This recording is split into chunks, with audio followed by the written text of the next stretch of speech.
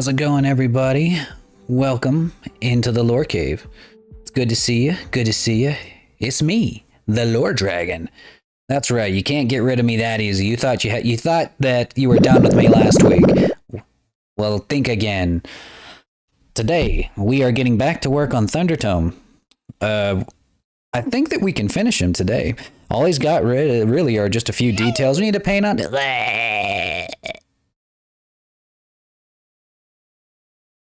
It's like I get decapitated. I'm doing good. How's it going, Red Mage? And Captain Crazy, how's it going? So today we're going to finish up Thundertome, get him ready to go, get him ready to stream, deliver him, and that'll be our first giveaway winner of the year.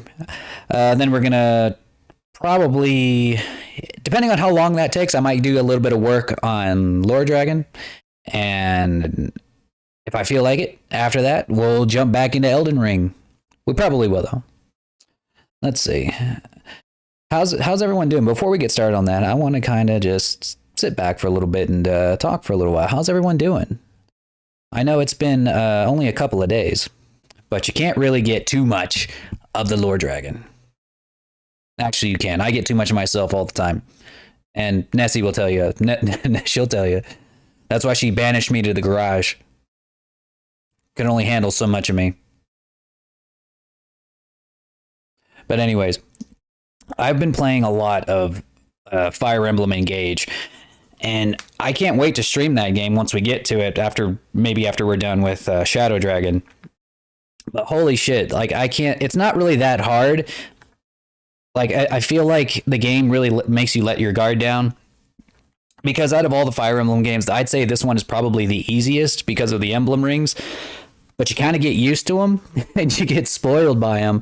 And then whenever the game decides to amp up the difficulty, you're just completely unprepared. Oh, you're going to get a house? Are you buying or are you renting? I just realized the music's not even playing.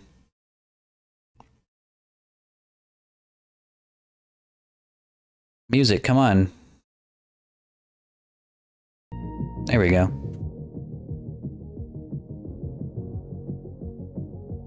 There we go. Renting? Oh, that's still nice. Much better than an apartment, I'll tell you that.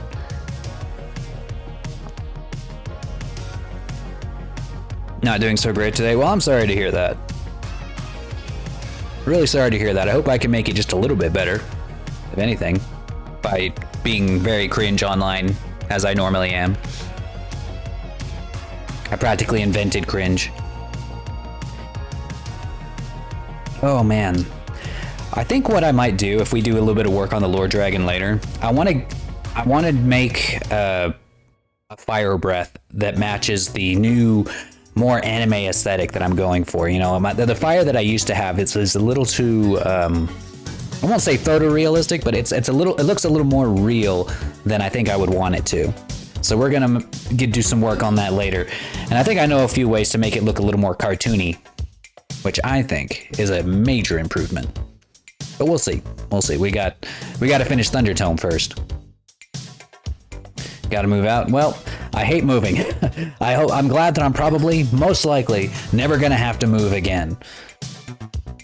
Not that I have a lot of stuff, but still. Moving the cats is actually the worst part. I would rather move a house that was twice as big as mine with no cats than move my house again with my cats. They are not the best travelers. The last time that I had to, not the last time, but the time before that when I had to move, oh my god, Flippy just like took a huge shit all over the back seat of the car in his cage. So I had to pull over and oh god, I had to clean it all out. And it wasn't just like It wasn't just a regular shit. It was a really big, wet one. A really big, wet one.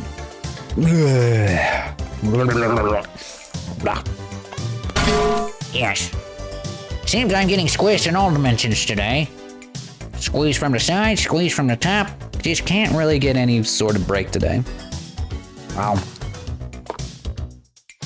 Maybe I should. Yes, there we go. I was wondering when somebody was going to activate the golden shower. You nasty. You were curious, weren't you? What did you think it was? Ah, yes. There is not quite a better feeling. Oh yeah, the dragon. I forgot about the little dragon thing. So you guys are still here. There you are. Oh, and there's Mew. What are you doing up there? I'm balancing you on my nose like a seal. Oh, there you go. Hey, get off. Get off of me. Ah. Ah. Hey Luna, how's it going? Kiss? What? Now, why? What kind of streamer do you take me for? What kind of dragon? What kind of depravity do you think I'm into, huh? What kind of channel do you think this is? A gold shower obviously means a shower of gold. You're disgusting. You disgust me. But still, how's it going? Ah, yes. Yes. I think the coins are a little too big, actually. Might shrink them down. Ah, yes. There's not quite a better feeling than a golden shower. Wait. Wait, don't clip that. I guess the pan didn't render. I don't know why. I guess it can only do so much.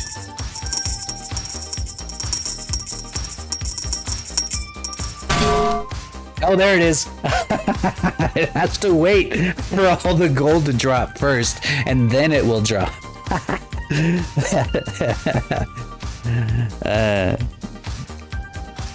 You got your otter model? Oh, fantastic.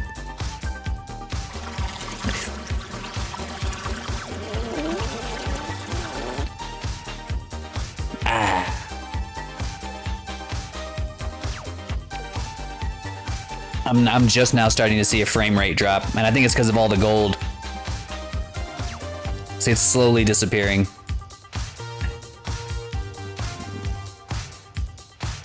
Ah. Oh boy. People can throw shit at me. Fantastic. Yeah, you gotta get yourself some you gotta get Vignon, alright? That is the ultimate VTuber app. Unlike anything else we've got. And now that it has leap motion support, I will never use VC Face ever again. Vignon is just the way to go. It's now become the gold standard. VTuber Plus? Well, truth be told, I've never tried VTuber Plus. But I'm sure that it's a fine software.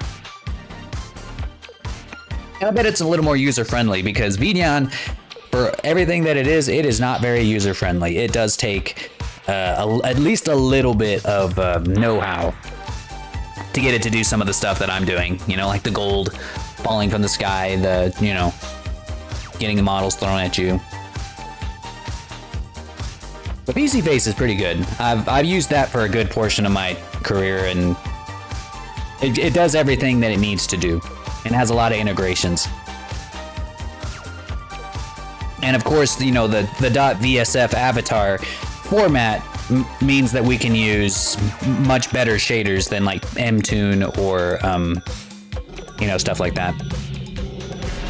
Yo, Dio, what's going on, buddy? Welcome in. Welcome, welcome, welcome. Today we are getting some work done on a giveaway model that I gave away earlier this year.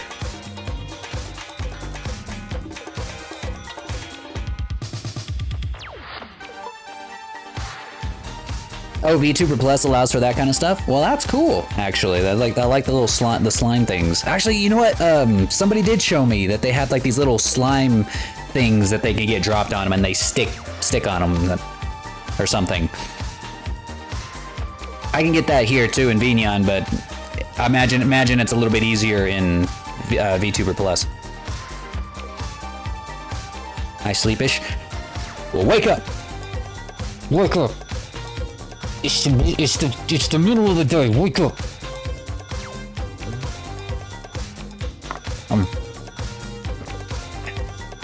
Yes. Today we're getting to work on them. Let's get to work on some VTuber models, eh?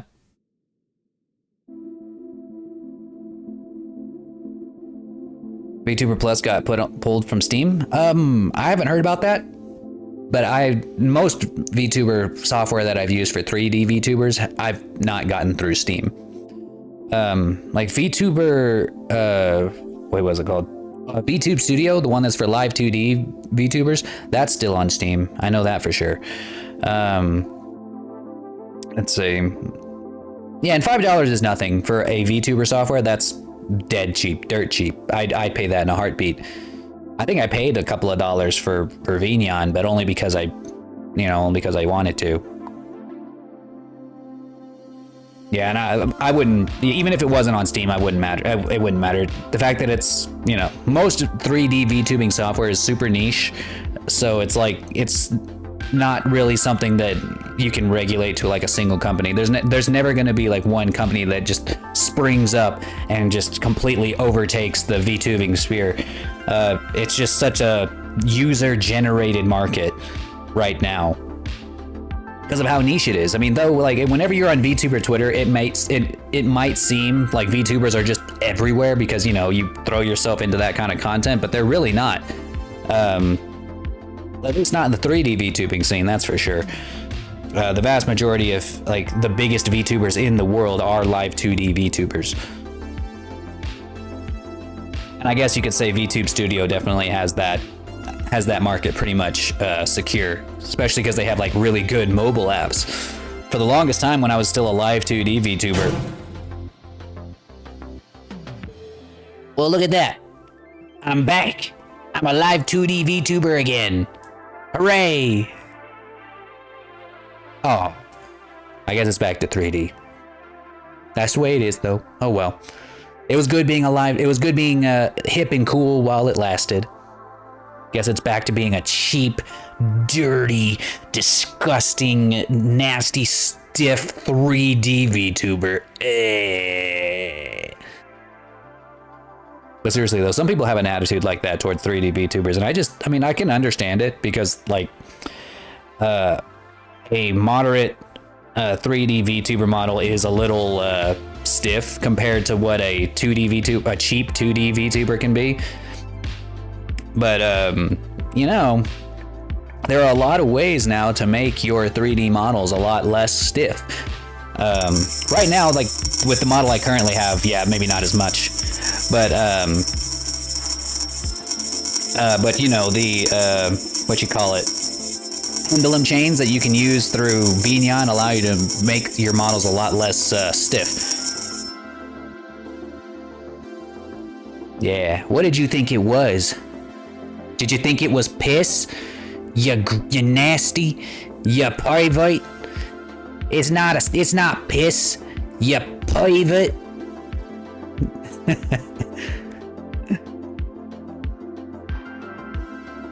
You actually knew what it was? Oh, yes, of course, yes, so naturally. All right. Dang, I forgot, I haven't even started rigging Thundertome yet. Yeah, we might not have time to work on Lord Dragon today. It's probably going to be just Thundertome. I'm going to have to rig him after this. All right then. Let's go ahead and get started. Maybe that way we'll have some time to play Elden Ring later. All right. Whoops! I forgot I was on a display capture.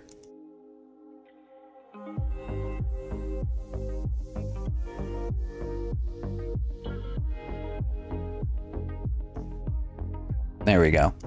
Now we're back in Blender, where we belong.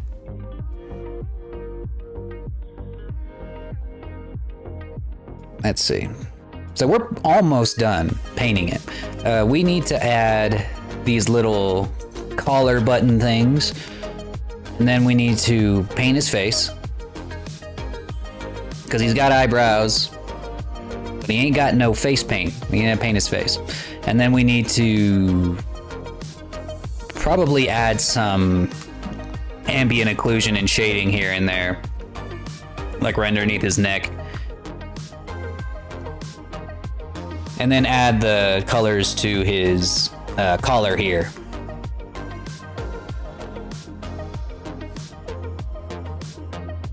You should try doing model edits. I do sometimes. If my commission queue is completely like empty, then I do open up to do some model edits.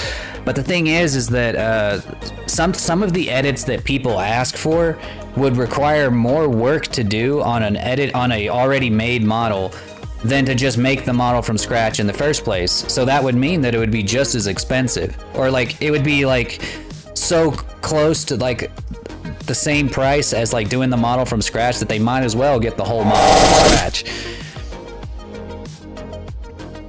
Sometimes, but if it's just like a retexture, like if I were to like if someone were to buy this model on Gumroad and be like, hey, I just want this but blue, or I want this but in this color scheme, I would do those. I wouldn't have a problem with that. But half the time when people say, hey, I'd like a model, I'd like to do all this stuff to a model, they're like, yeah, I actually want this, but I want the ears different, the eyes different, the mouth different, the hands different, this entire new outfit. And I'm like, okay, so you just like read Ship of Theseus, yeah, the model of Theseus, I guess.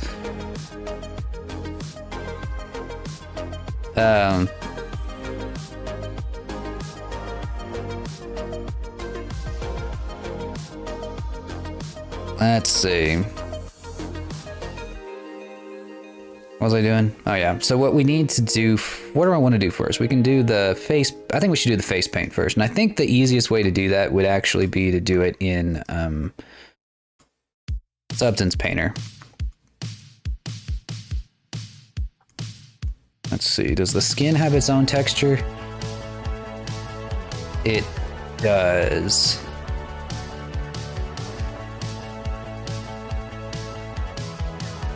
Yeah.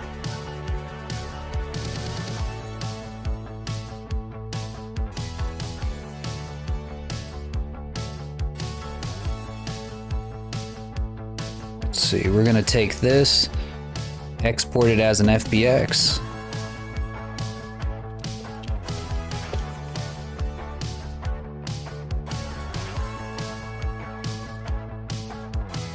I also used to do model edits for VR chat models, but I stopped doing that because a lot of the times you can only do very few edits to a model without it just completely overdoing or completely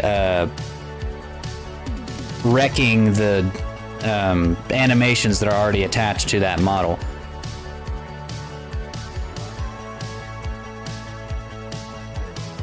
And it just became way more work to, you know, mess with the mod, to do alterations on a Gumroad model than it was to just make it from scratch.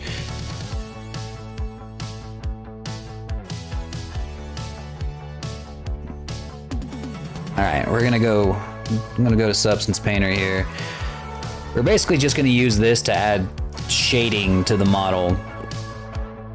A little bit easier than doing it in by hand. All right.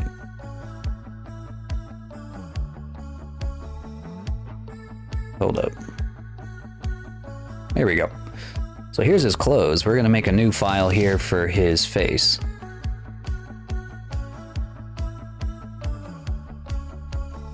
I think we might be able to get away with it just being 1024. Oh, wait. Before we do that, we actually have to go back to Blender. We need to unwrap, UV unwrap the face. I'm pretty sure I haven't even done that yet. Or maybe I did.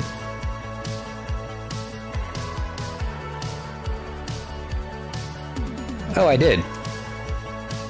Never mind. I'm a genius. Wait. We better make sure that... Okay, I just wanted to be sure like his face was symmetrical. I was pretty sure it would be, but it'd probably be a good idea to double check it. We're good. We're good. I'm a genius. I'm the lore dragon.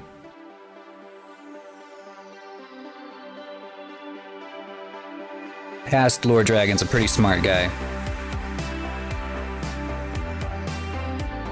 Like that guy.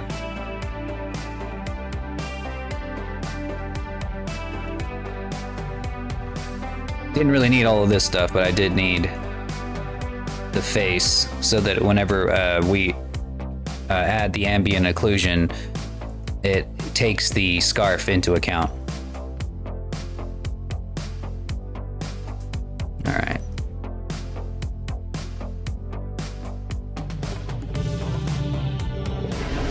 The Lord Dragon?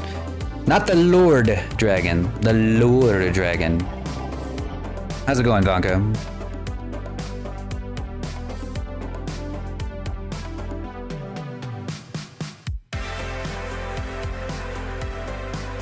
Wait, why does his entire face turn black? That's strange. Oh, it's because the okay. I forgot, I gotta turn off the solidify modifier or else the outline in Blender is not gonna... Yeah, it's not gonna look good. Where's Fire Emblem? Fire Emblem. Oh, I forgot to change the... Shit, sorry. I forgot to change the category. Yeah, we're not playing Fire Emblem today. My mistake. I thought whenever I changed it in OBS, it would also change it in Twitch, but apparently not. We're playing, we're doing art today, but we are playing Elden Ring later. We'll probably be getting back to Fire Emblem this Thursday. Liar? Yes, I know. I am a horrible fucking liar. I did it. I fooled you on purpose. I did it on purpose. And I will do it again. And I'm not sorry. Ha ha ha ha ha.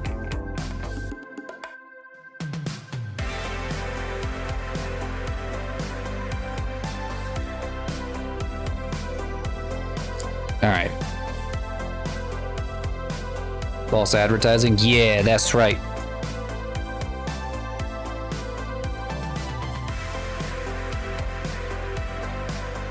That's right. I'm not even a dragon.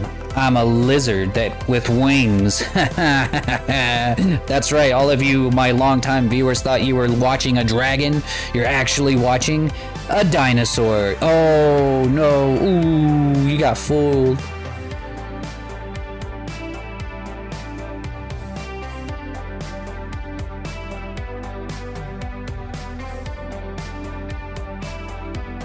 That's right.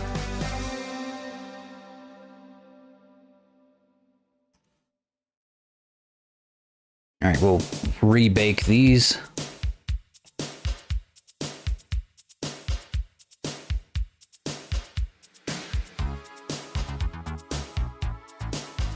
That's better.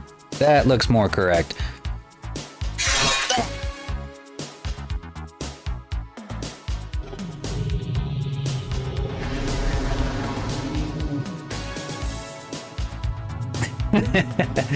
Hey, how's it going? It's still a little busted.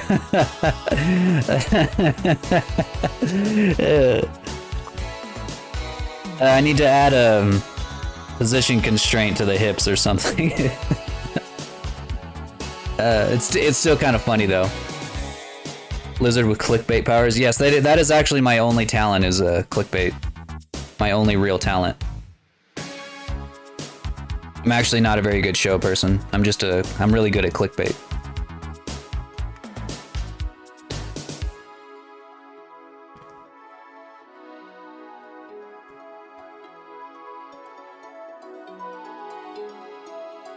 Nice to see you. That's a good one.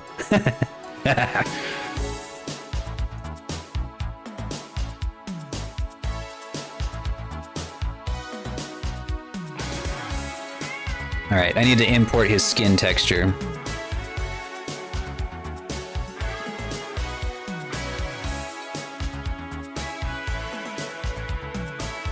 Oh well. Where is his skin texture?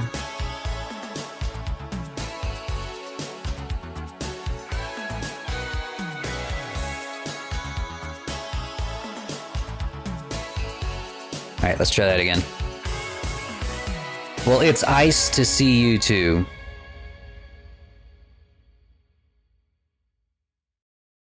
You can just imagine a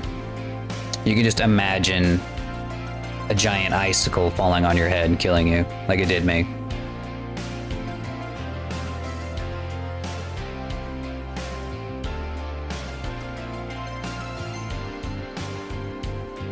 Alright, so we add a fill layer.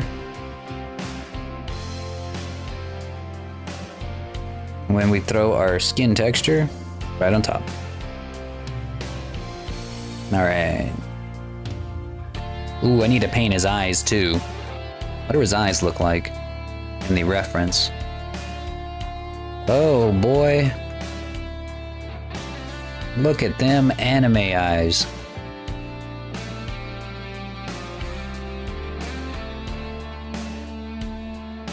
That's alright. We probably won't do that in Substance Painter. We're probably gonna just leave them black for now.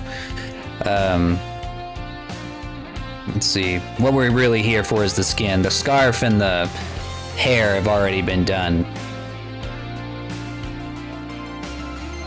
Alright, so we're gonna add another fill layer. Before we do that, actually.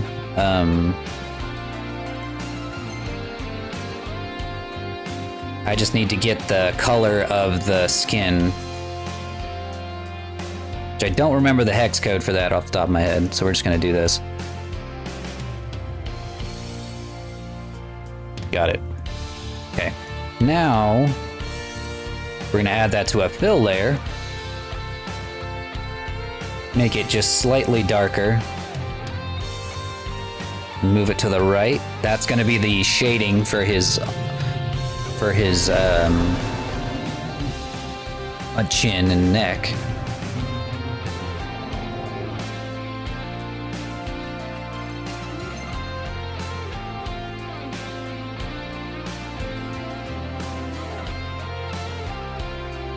Why are you making Lord Raggin?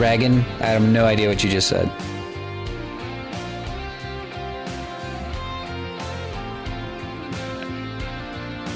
Alright, so we add a black mask, and then we throw on a fill effect. And in that fill effect, we're gonna add the ambient occlusion that we just baked. And then we're gonna add a levels effect. And we're gonna invert the black channel with the white channel. Just like that.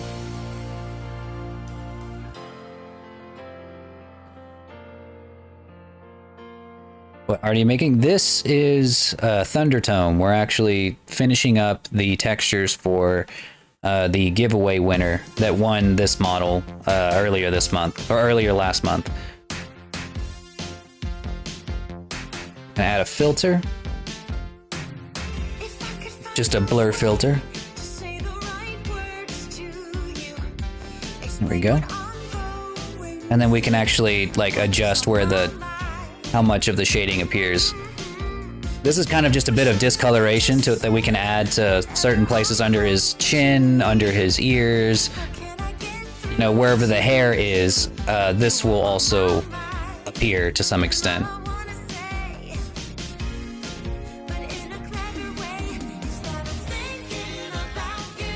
And that's why we needed to export it with the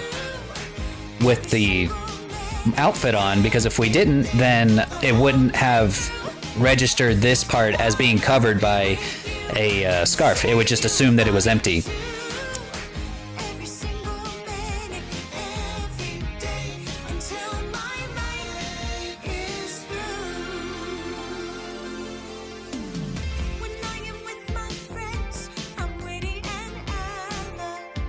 There we go.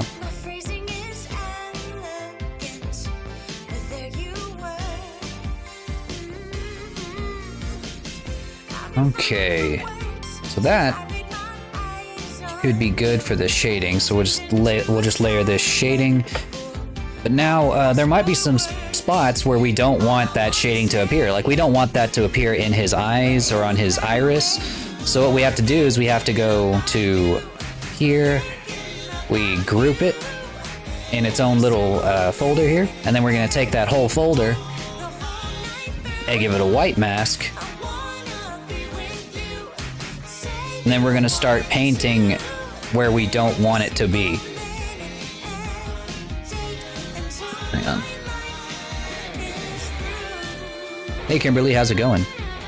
We're doing good. Today, we're making a little wizard anime boy thing.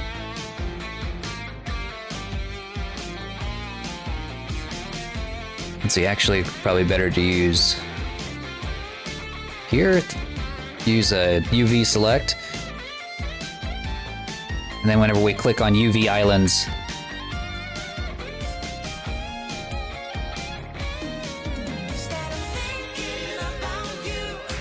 there we go. This whole UV island is now off, or is not being affected by the shading. Let's see, one of these is the eye. Which one is the eye? This one. There. That way the shading doesn't appear on the eyes, so as you can see, it stays white. Let's see.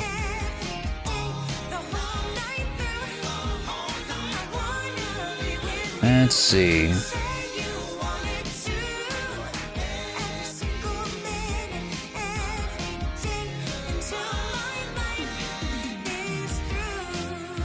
All right, and then we're going to kind of blur or smear some of this.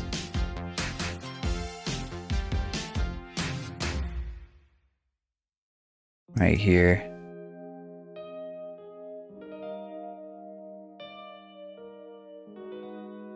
Well, if it lets me.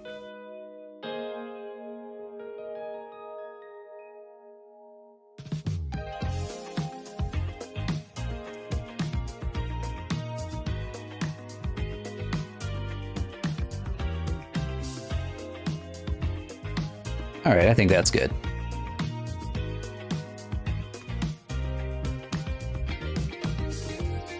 And then when it comes to the hands, they are... You really just need it like in between the fingers, which is what we already have here. Pretty much takes care of itself pretty easily.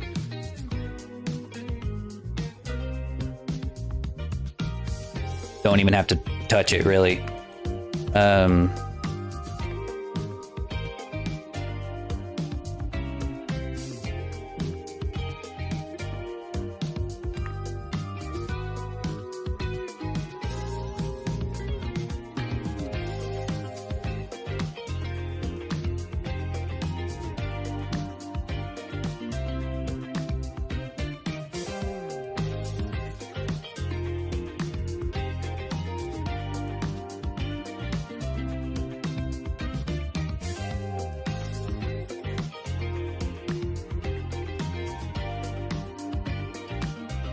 Let's see. Probably just turn the blur up just a little bit.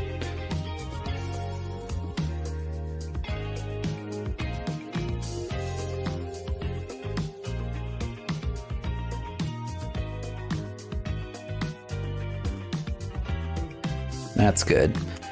All right, and that's really all we needed here. Wait a minute. For some reason, a little bit of paint got here. I don't know when that happened.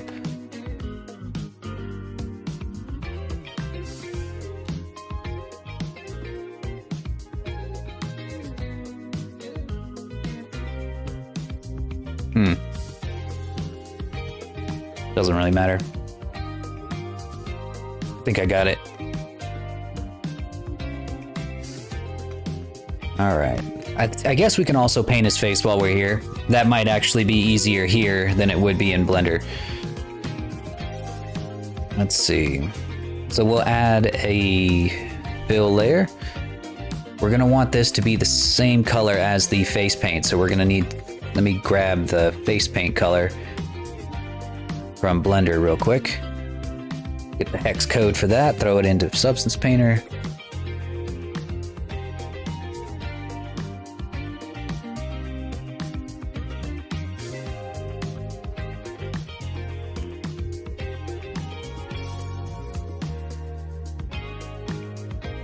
Alright.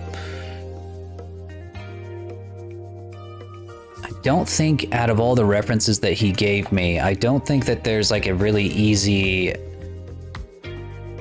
way to look at it, because his hair is pretty much always in his face. So I'm just gonna have to kind of go off of my own eyes. I'm just gonna have to look at it, and you know, leaves a lot of room for error, but you know, that's okay.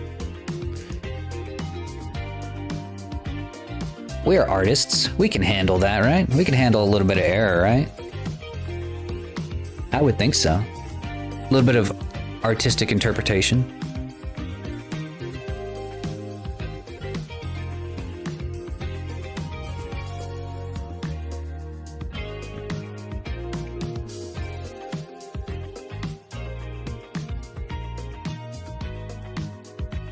That's a little too inky for my taste. Let's try a different one.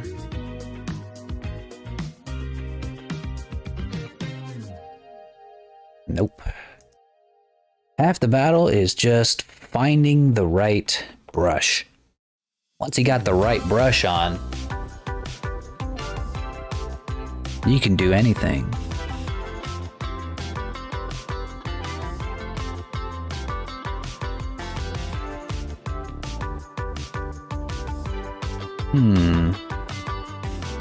It does need to be solid.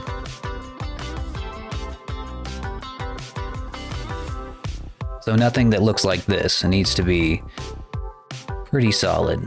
We also don't want it to have any sort of fluting or any flow.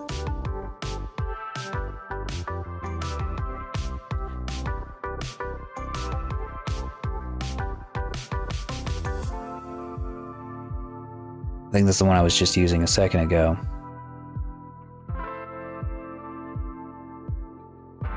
Alright, we'll do shape inky, and then from there we'll adjust it.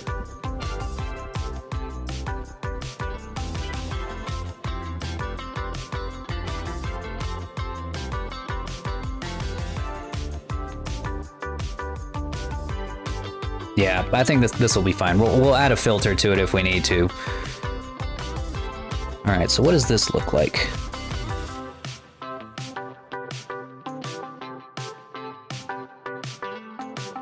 Goes right towards, starts right at his nose, and then makes a little bit of a arc right under his corner of his eye.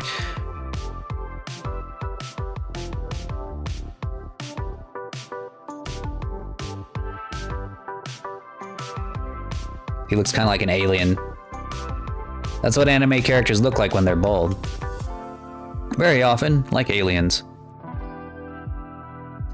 I think I should add at least a little bit of shading to his nose, make it a little easier to see.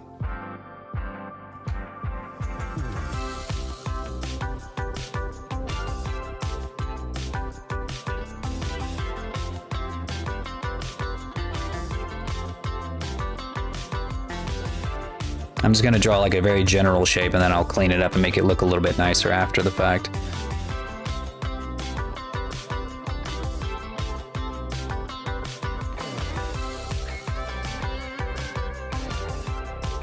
Yeah, I think that the next time that I do this as a giveaway, I'm gonna have to make a rule that if you want to be in the giveaway, you have to have a reference sheet. Like a T-pose of some kind.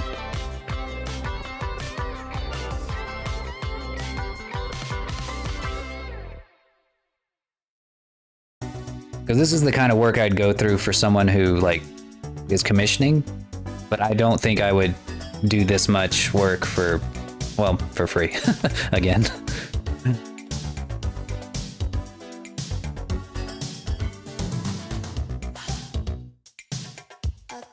Looks kind of like kitty whiskers right now.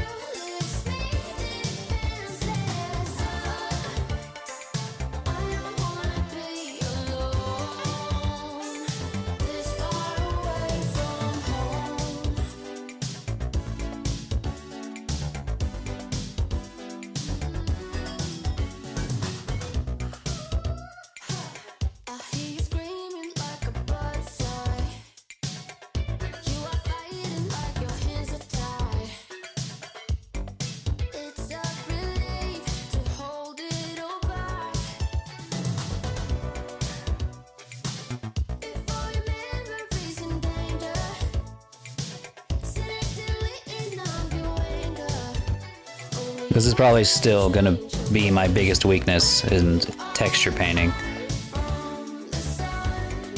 I was a 3D artist first before ever becoming a 2D artist, so I think some of the more successful, more talented 3D artists that I've met online, they were 2D artists before they ever picked up Blender or became 3D artists. Unfortunately, I did things very backwards, so this is still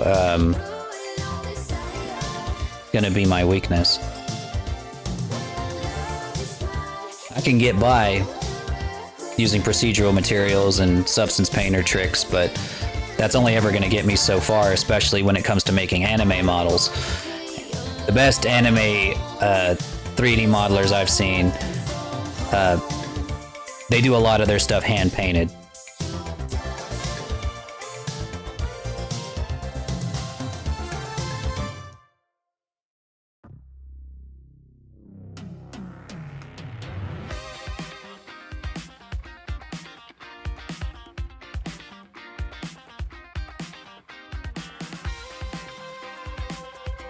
That's just not me yet.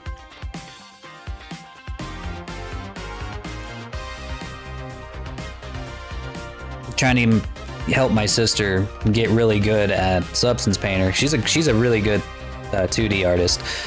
Trying to get her really good at substance painter so that maybe I can just do all the modeling, she do all the texture work. For one, it'd make it so I could take more commissions, speed up the process, and all that. Are you making art? Yes. Some would call it art.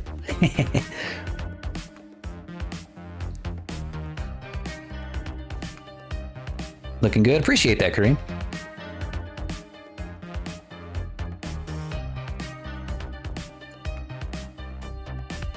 All right, let's add a filter to the, well, let me clean up that edge a little bit more and then we'll add a filter to it.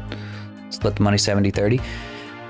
Yes, actually, that is kind of the, that is the idea that we're going for. I'm also paying her, right now I have her on the payroll for reference sheets.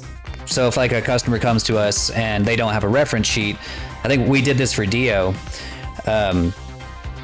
She will draw the reference for them and then just pass it off to me because she knows how I like them drawn or how I like them organized. And she'll pass it on to me and I'll make the model.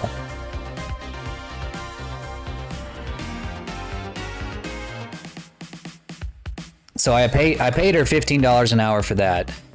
But if she did 3D models, I would probably pay her, like you said, like a more of a royalty split than hourly. And she's agreed to it too. I'm also paying her hourly to practice Substance Painter and get good at it. So every hour she spends practicing, I go ahead and compensate her for that. All right. I think I might have gone a little too low res on this, but I didn't want to use like a really big 2K map for just some face painting. But I think we can soften up those edges with a real quick filter. I think there's a, what's it called? Soften?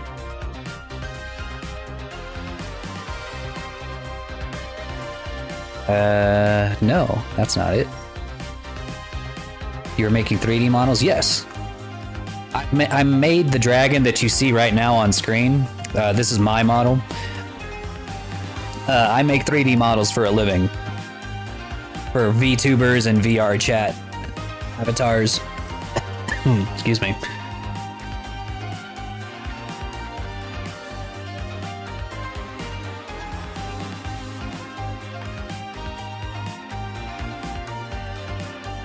Dragon model looks sick. I appreciate that. Thanks, Kareem. A lot of love and sweat and blood and tears went into this model.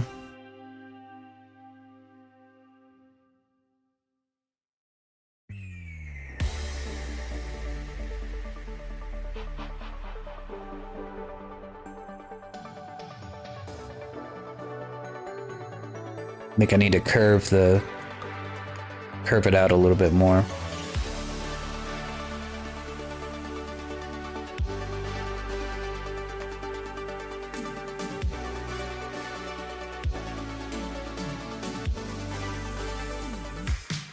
That's your iconic model? Yeah, yeah, pretty much.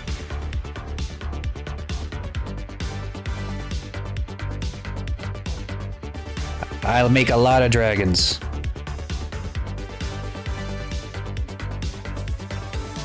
Well...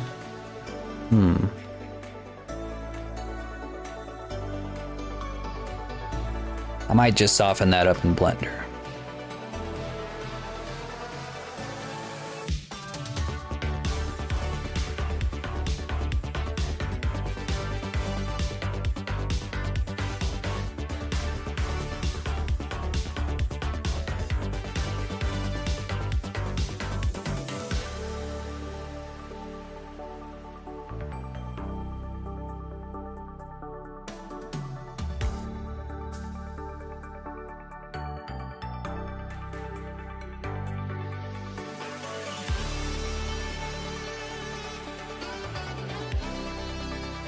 I just realized I probably need to take the shading off of the eyebrows too.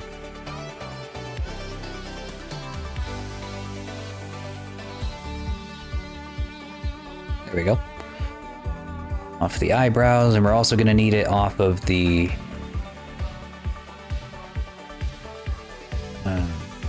what is this?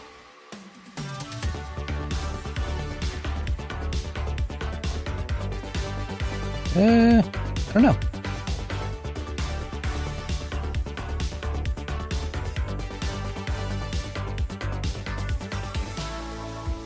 Oh, it's his chest. Okay, it's some pieces of his chest. Okay. Got it. Okay. I think this is all that I need to do here in Substance Painter. We're going to bring him back on over to Blender, and we'll soften up the base textures a little bit. Oh, there's one more thing we could do. We need to add a little bit of glisten to his lips. Just a little bit. He's not gonna have like full on modeled lips, but he will have at least a little bit of shading right here. So we'll just add a little bit of a paint layer, and we will make it the same color as this.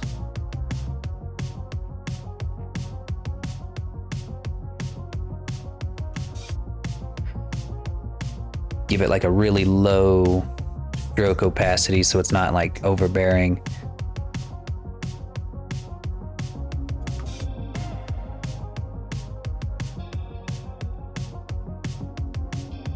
Even less.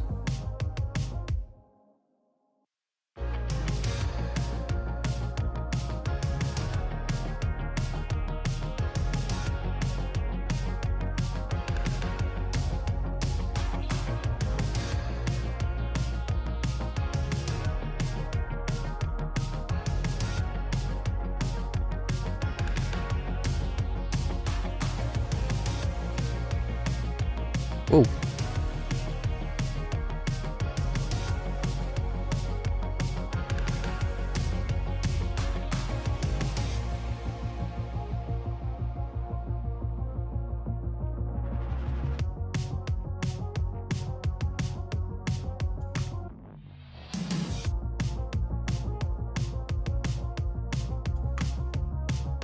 Do the same for right under his nose.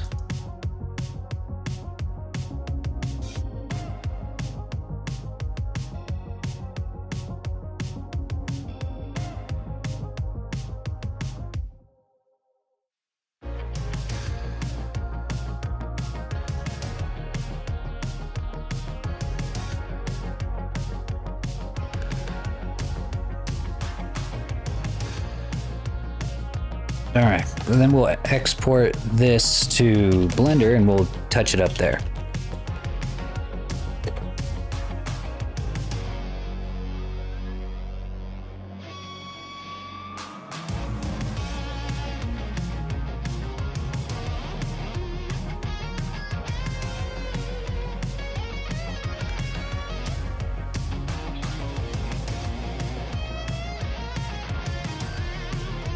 Takes a second to export because I gotta make sure I'm not exporting everything. I just need the face.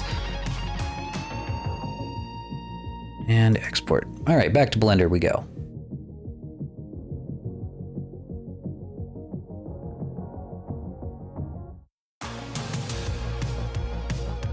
And then we replace this texture with the face, or the face that we just made.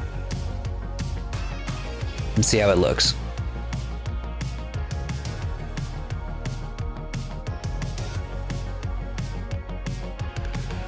And then we'll do the eyes after this, and I'll show you guys how I do eyes.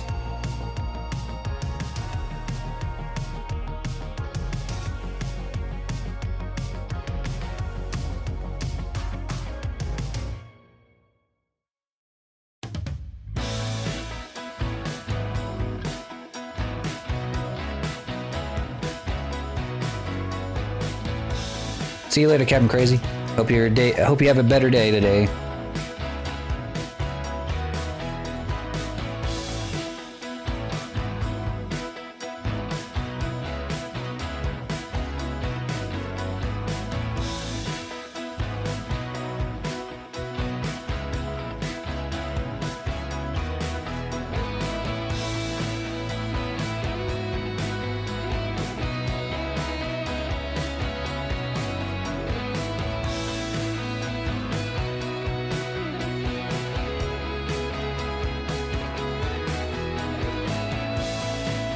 Did I give him eyelashes?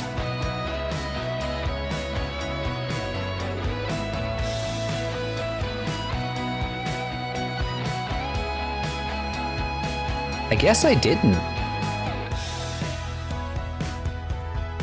I knew something looked a little bit weird, but I couldn't quite tell until just now that he doesn't have eyelashes. He's got eyebrows. Well, drat.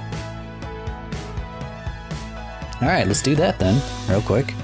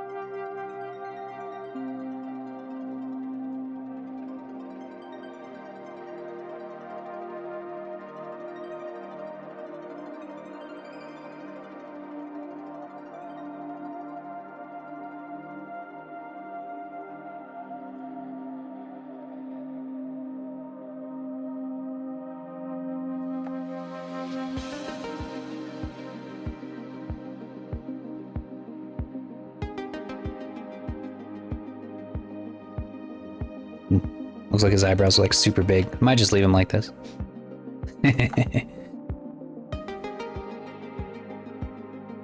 Yeah, I'm sure the Thundertome will love that.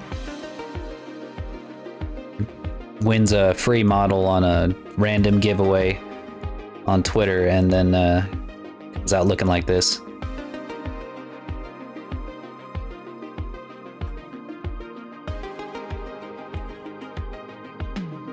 I was like, gee, an avocado. Thanks.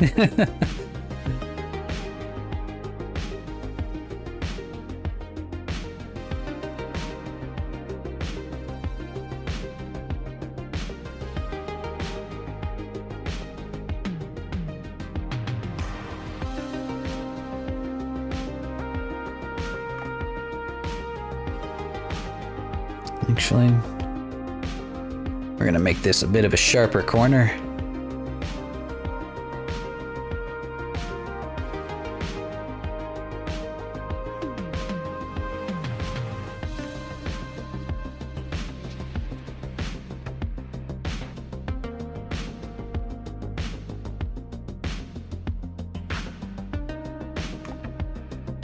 Drastic improvement. I can't believe I went this long without even realizing I didn't even give him the eyebrows.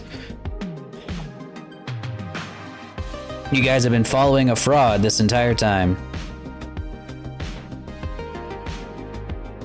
What a noob.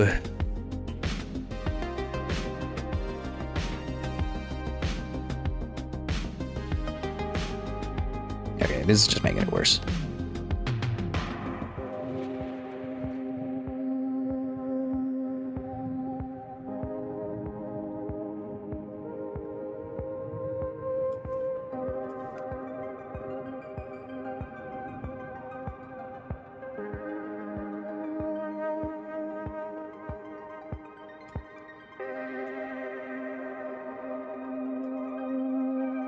Just realized I'm making him a little bit girly here. We want this to be a corner, but not in that direction. We want it to be a corner in this direction. See, this makes it a man's corner. A man's corner eyelash here.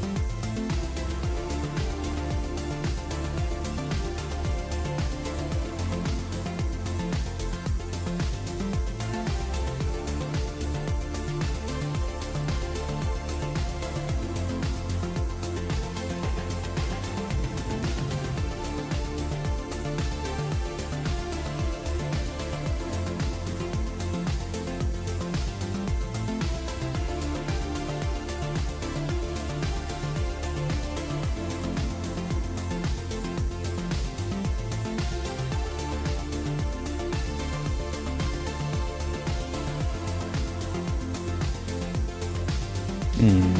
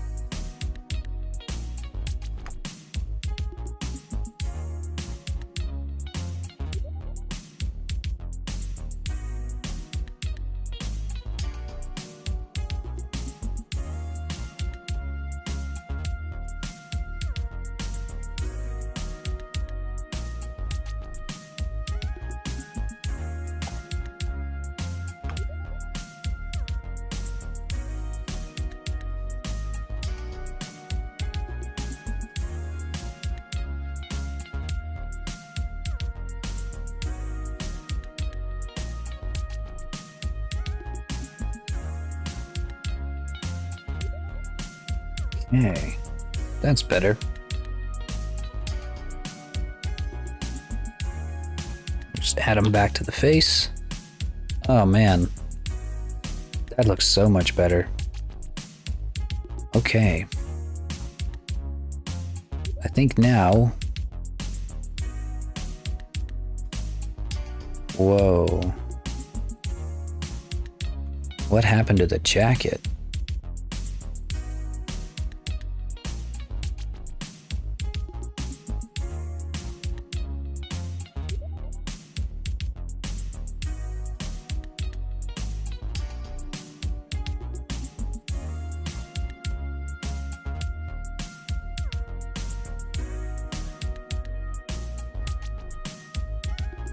This is weird. What happened?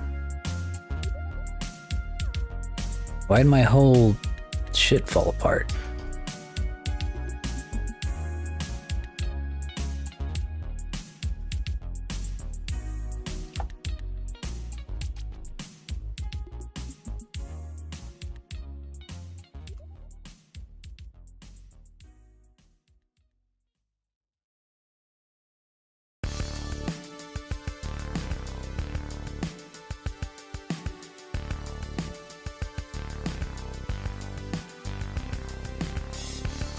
I don't understand what... It was looking fine before. What happened?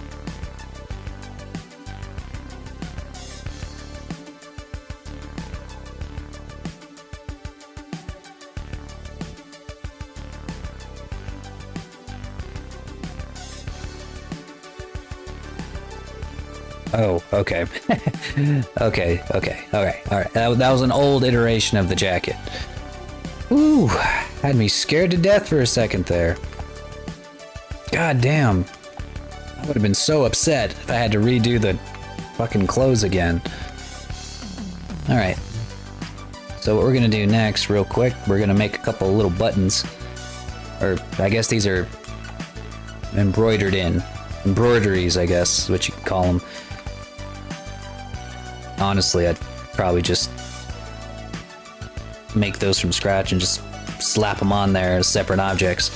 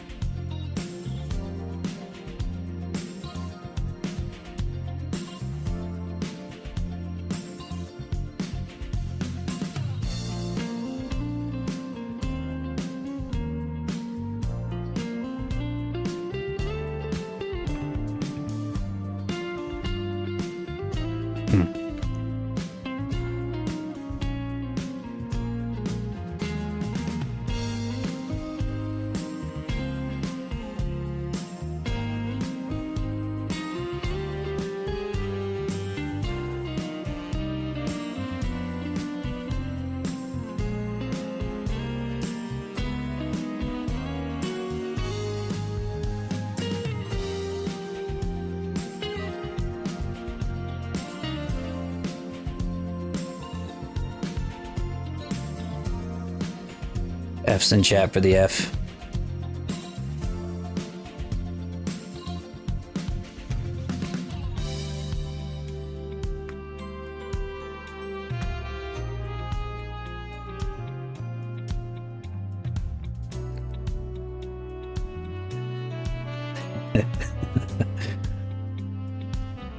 I think it's some kind of rune or something, I imagine.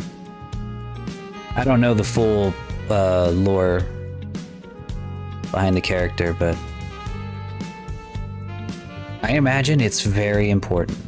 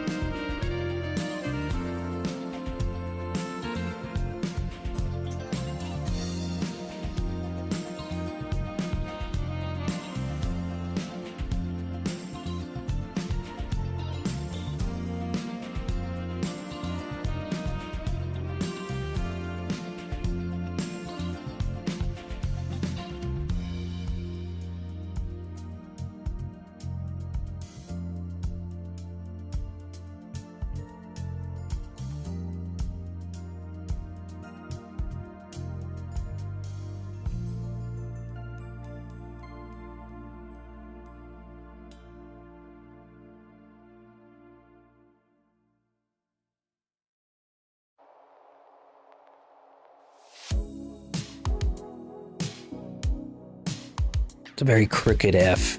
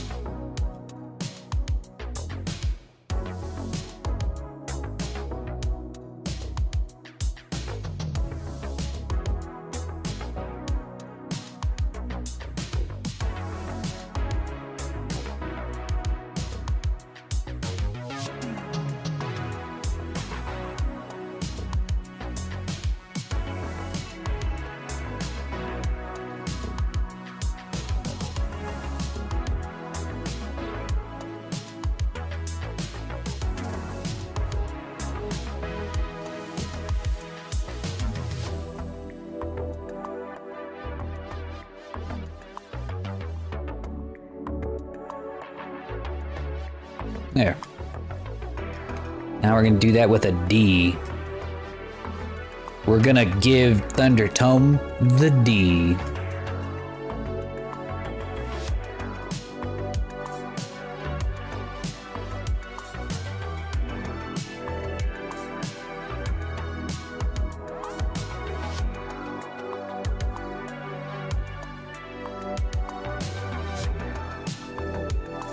Pretty sure this one's gonna be pretty easy.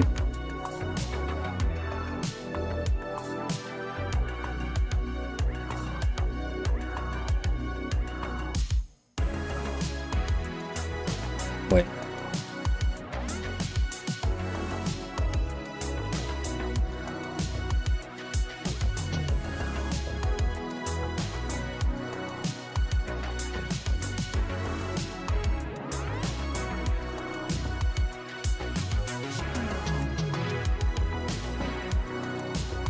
There.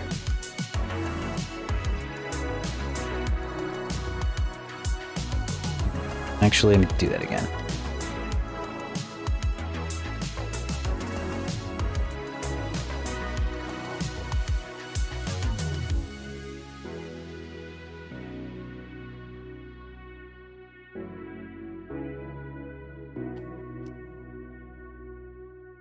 Here we are. That'll do it.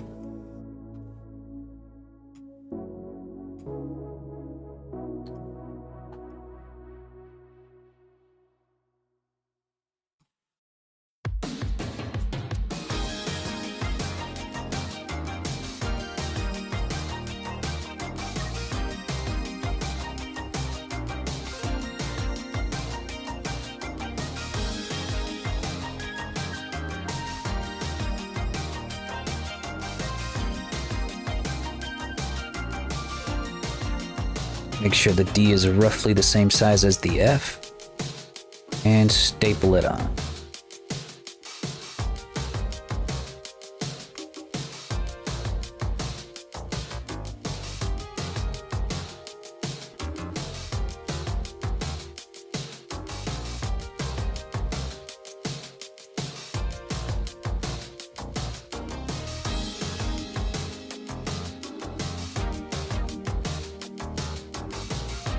There.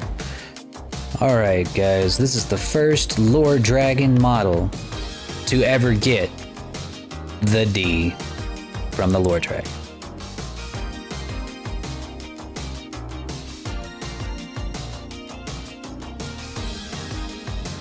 Alright, let's paint those sleeves. Alright.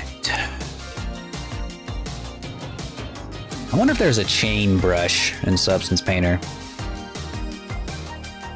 It'd be super awesome if there was. So I don't have to paint this myself. Because I can tell you there's nothing more mundane and just terrible than painting just a brush or painting just a chain. It's like counting the cracks in the paint in your wall.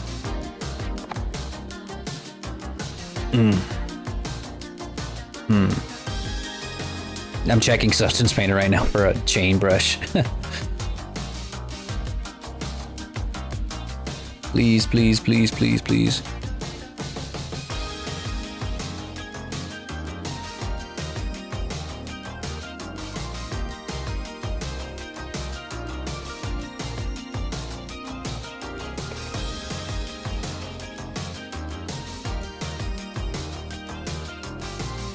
Okay, there is not a chain brush in the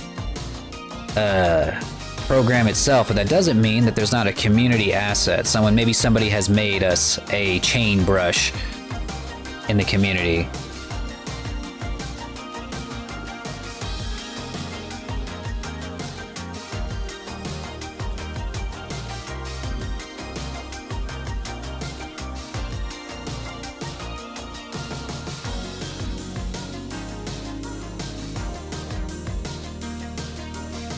I am not seeing it.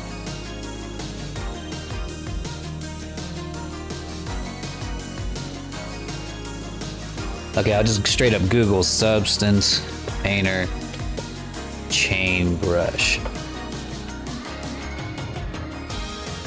I don't want chain mail, I just want a chain brush.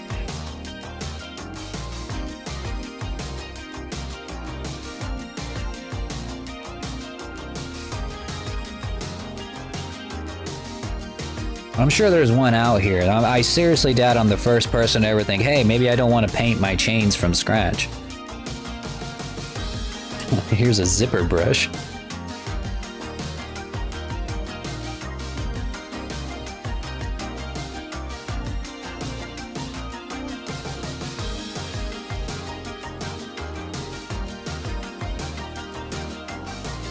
There's some of these that are for sculpting, but I don't want to sculpt it. I need it to be just painted on there as color.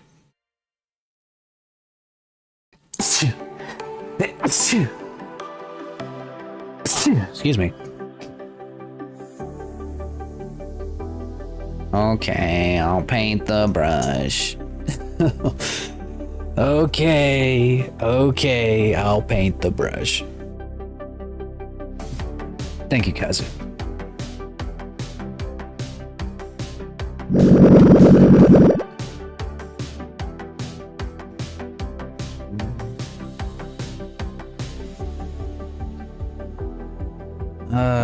Let's see.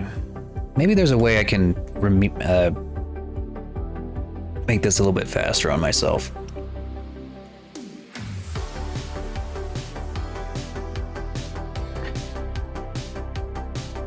Okay, so we know that this is where the sleeve is on the UV map. Maybe if I just find a really simple brush or chain texture or a chain image, I can probably just staple it on here. I don't know. Thank you, Jennifer. Appreciate the... Hopefully I don't sneeze my brains out. Lord Dragon's got allergies, and when Lord Dragon's got allergies, villages start burning. Not on purpose, but you know, accidents happen.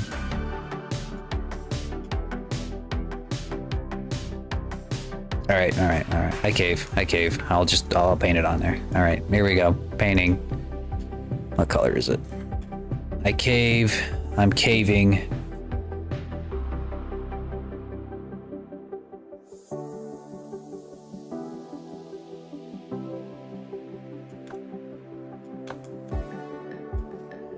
I wonder if he has this little aura around him all the time. Because I can give that to him in Unity. If he's got it. Alright. The stroke. Probably just going to want to use lines. For the fall off, I think a constant would be the best.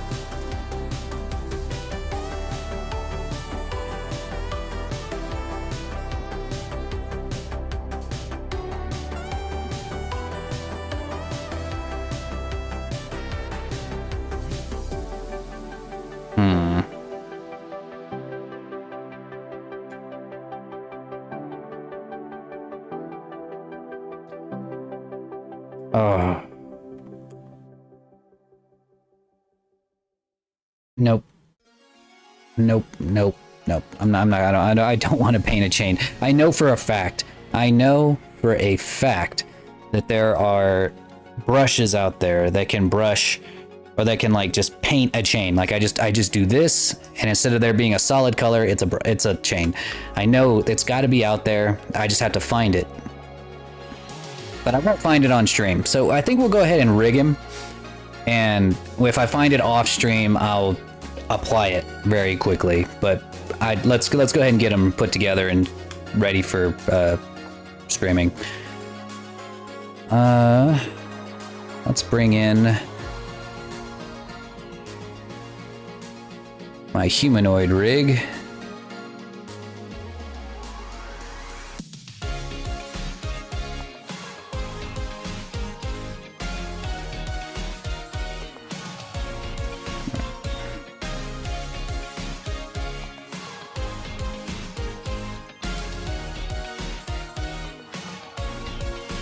Trying to find the humanoid rig that is best for this specific kind of model.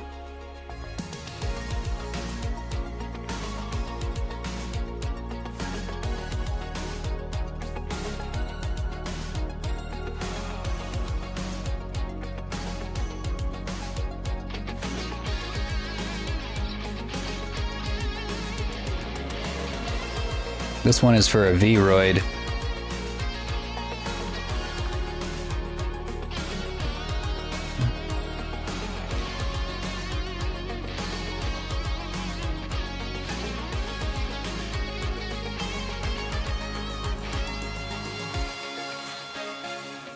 And it's facing the wrong direction.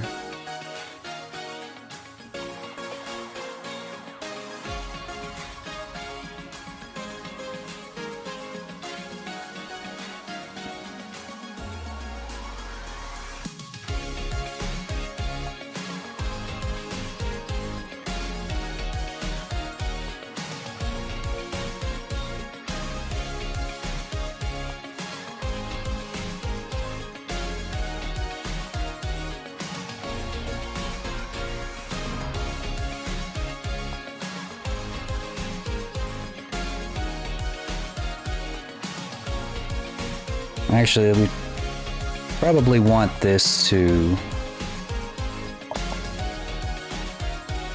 match the size of a V-Roid rather than trying to match the V-Roid to this.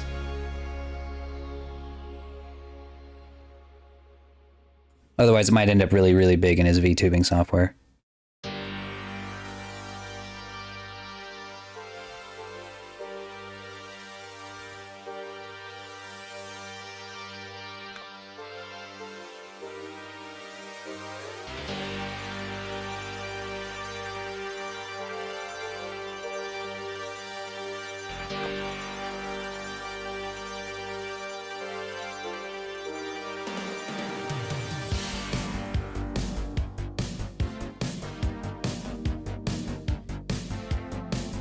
Alright, and then we'll delete all the extra bones. We really don't need all this shit.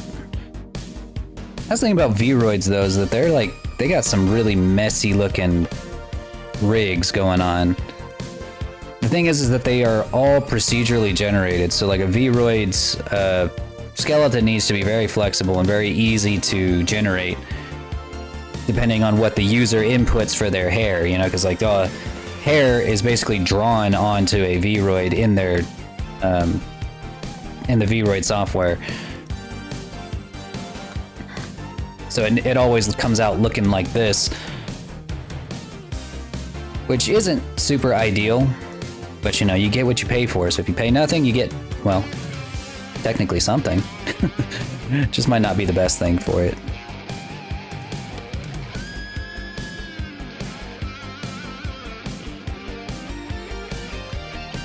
Yeesh.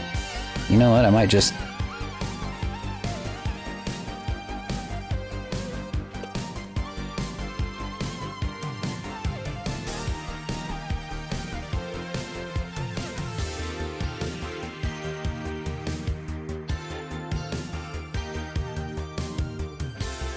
Or maybe one of these days I'll learn something new and I'll be like, oh, so that's why Vroid hair looks like that. Oh, I'm so stupid. But right now, I'm just not seeing it.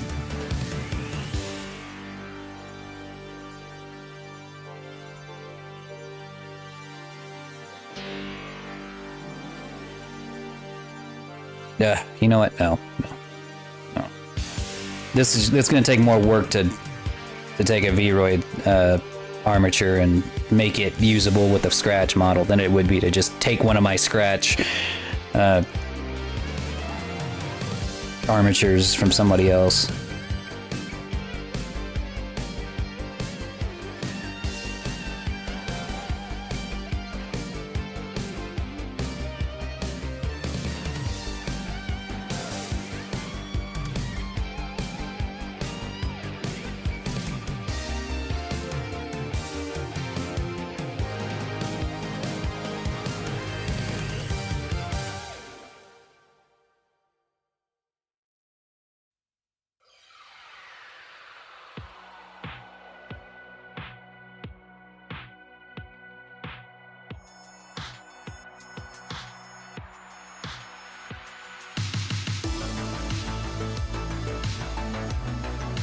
I think this one will work just fine.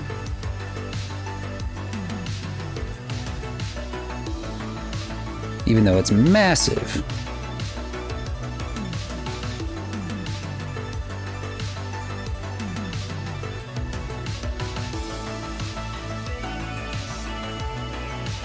Actually, I'm pretty sure this is the one that I used.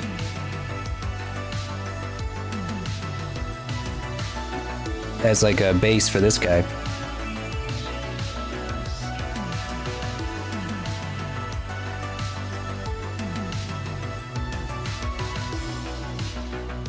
I think.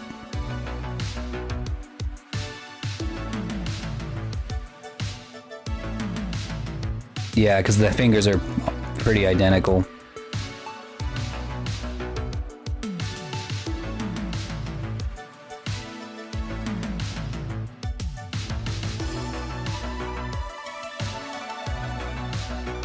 See, this is kind of how hair should work for VTuber models. Makes it so that you can animate it better. If you can't, it's really, I couldn't imagine animating the hair for a Vroid like that, like what we saw earlier. I don't even know where I'd begin.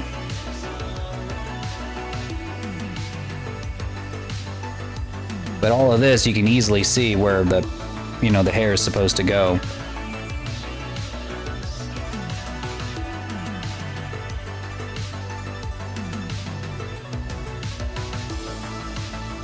Actually,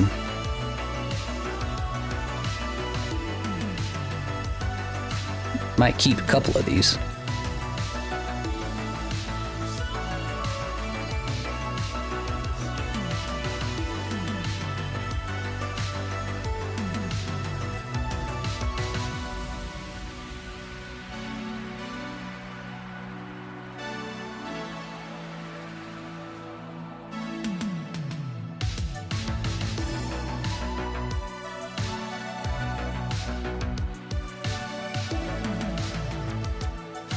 Poor dragon ain't got no hair.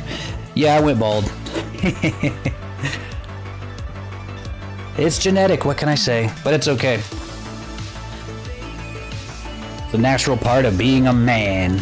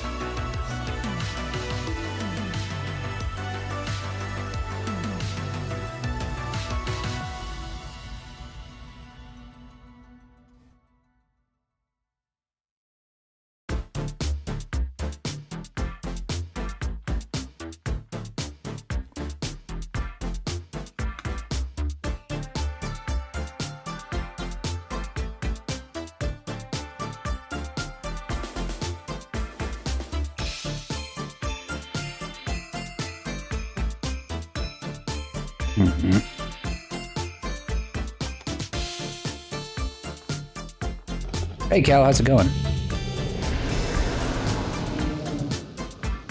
Appreciate you stopping by and appreciate the lurk.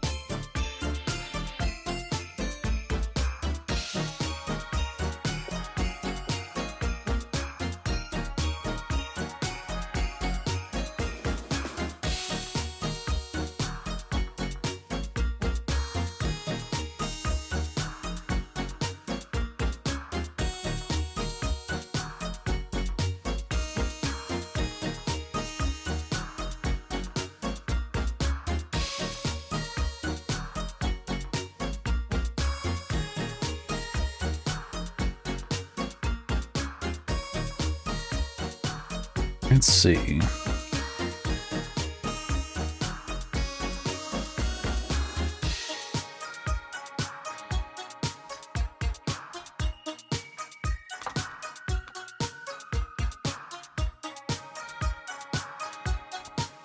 Oh, he's off the ground.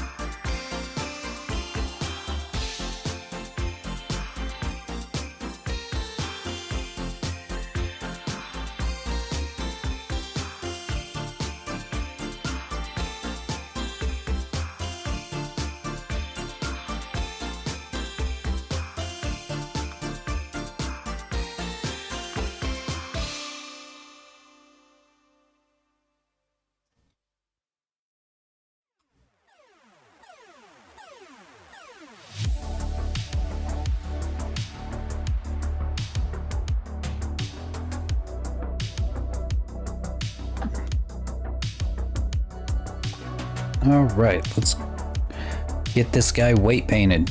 Or actually, I need to parent all these things to it. And I think I'm just gonna do this one by hand. Whoops.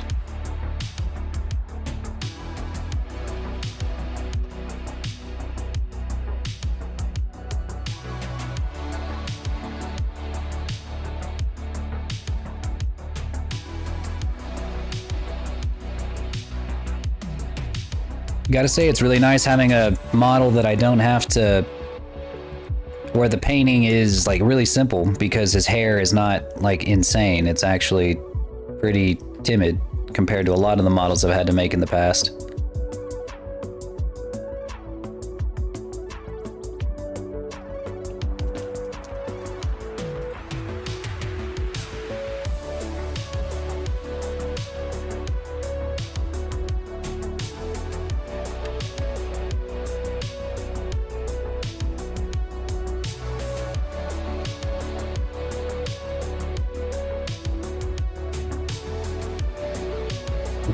Yeah. Get off. Ah. Ah. Get off of me. No Yu-Gi-Oh hair. Yeah, nothing insane. Or like, even if it's not even like wild, if it's really long, it's still a pain to rig. But this, I mean, really, I'm just giving it just some slight jiggle along the bangs here, but that's it. Nothing that'll take me hours to paint.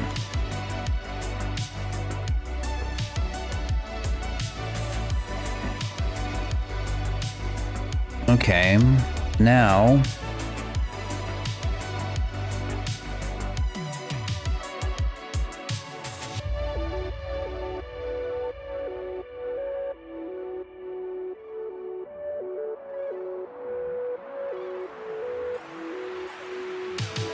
oh.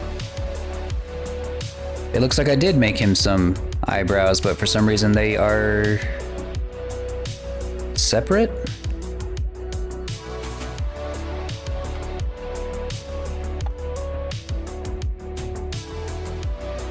Oh, either way, they're not as good as the eyebrows I just made.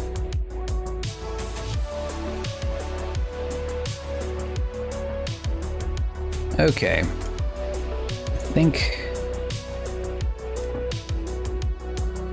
Right, they are all... Oh no, the Fs. The F and the D.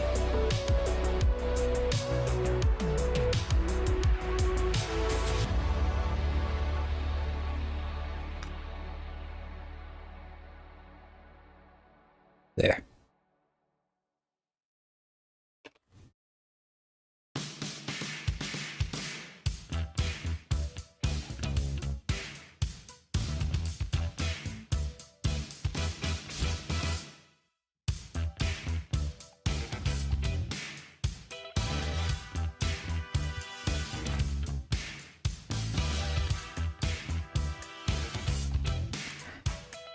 Okay.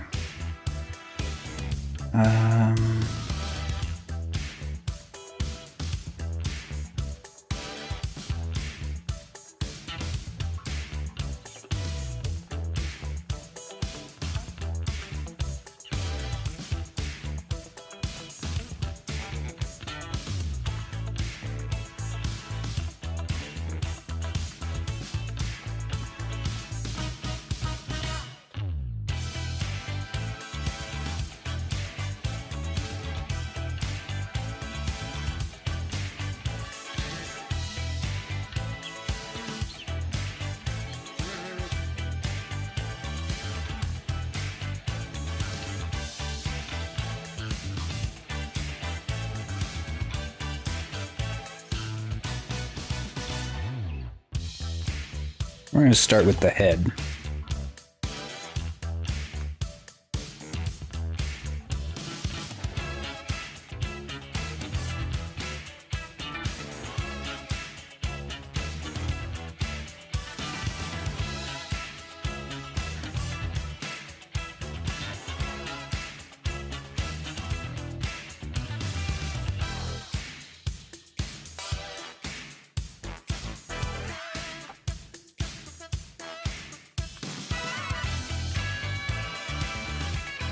Oh no!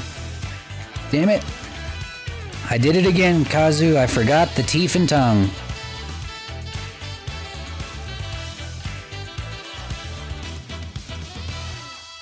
God damn it. Doesn't matter how good at this I get, I will always, always, always forget to do the friggin' inside of the mouth.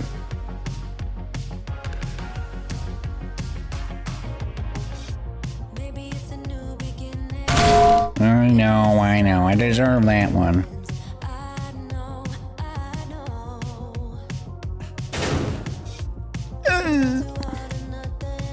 I deserve it. I'm a hack. A fraud. You know what? True. Finally, someone who's on my side. Someone who understands. You don't need a mouth to be a VTuber.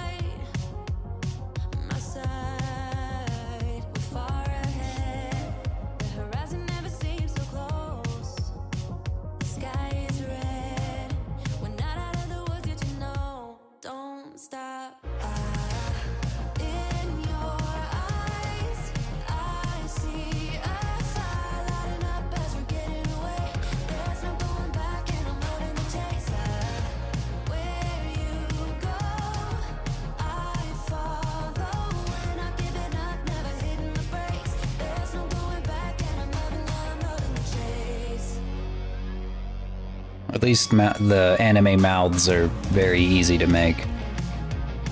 Just a little cage.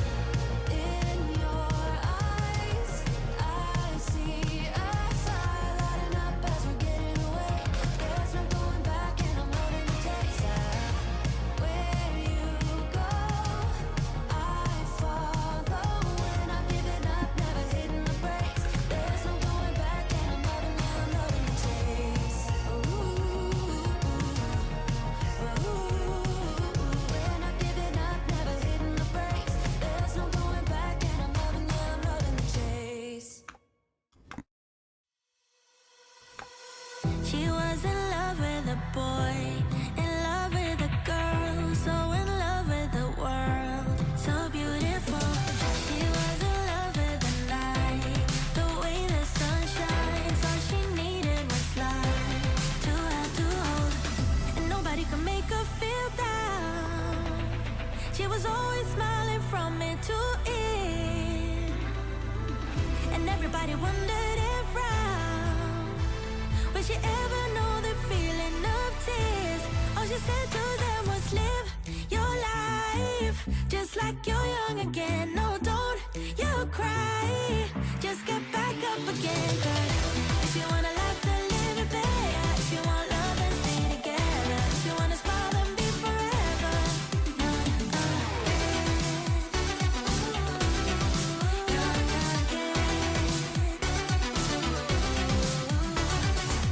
She was the curious kind. To hate she was blind. Always love on her mind. Just I wonder what color his tongue would be. couldn't quite figure out what fears Being a blue boy and whatnot. she put it aside.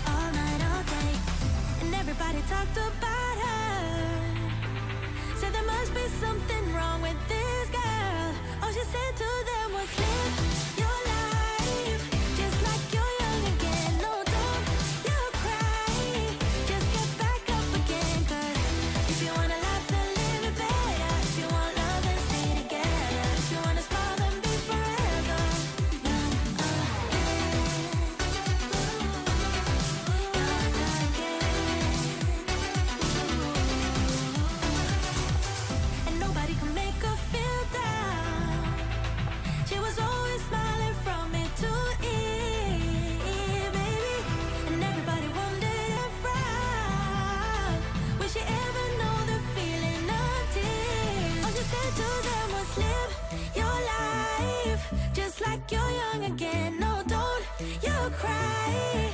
Just get back up again. 'Cause if you want a life, then live it better. If you want love, then stay together. If you want to smile, then be forever. Purple? Probably. It could be.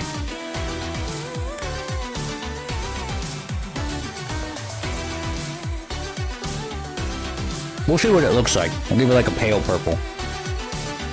Alright. I feel like he's got white teeth, though. White teeth, purple tongue.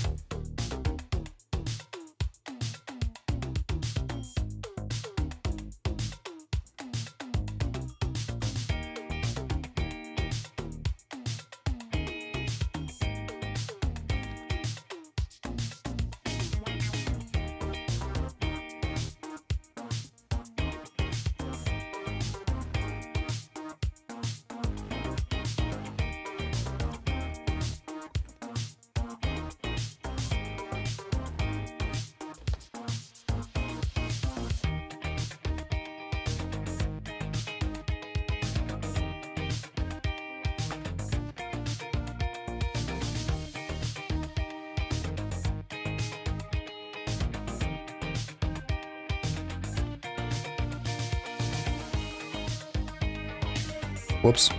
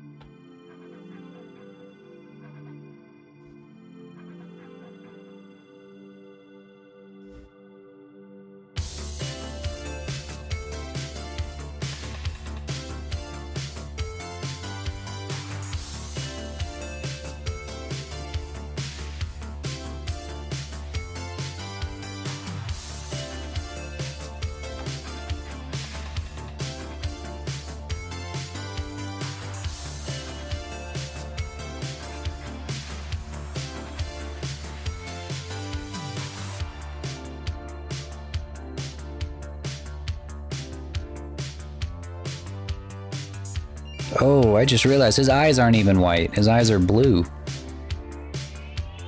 Whoops. I can fix that really quickly.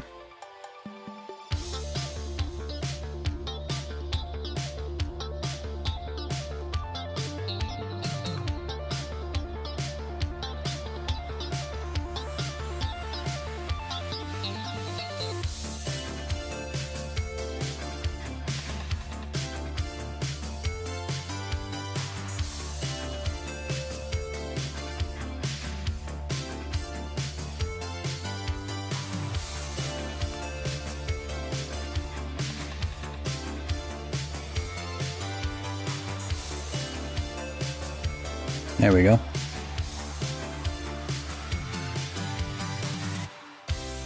Yeah. And I'm gonna try using this new tool that I got the other day for generating anime eye pupils. Because painting all of this by hand is not entirely necessary, really. There are a lot of tools that make this a lot easier to do.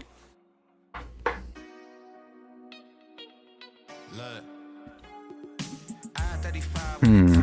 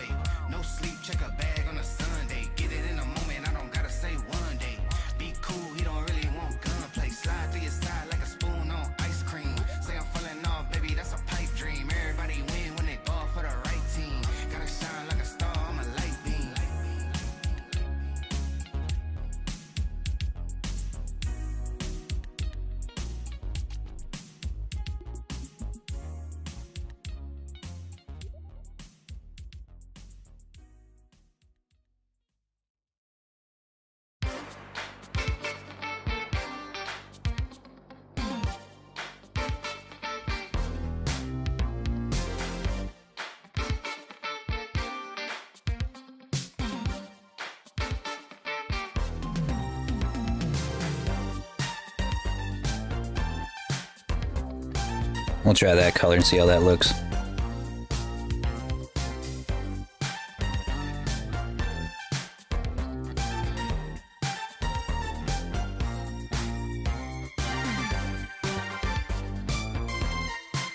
We'll know for sure once we add his face rig in there. When he starts talking.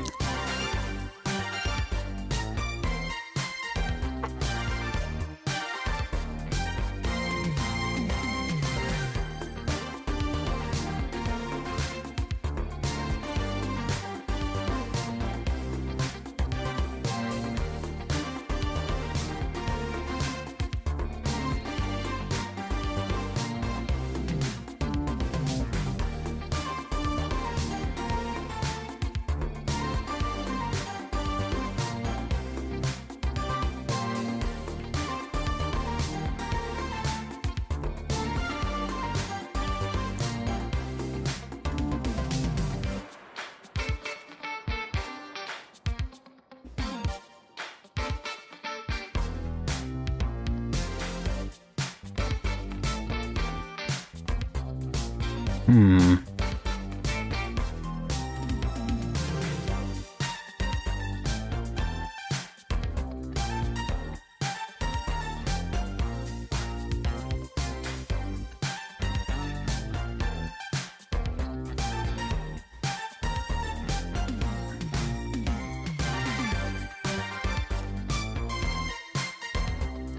Okay, now we have all that stuff.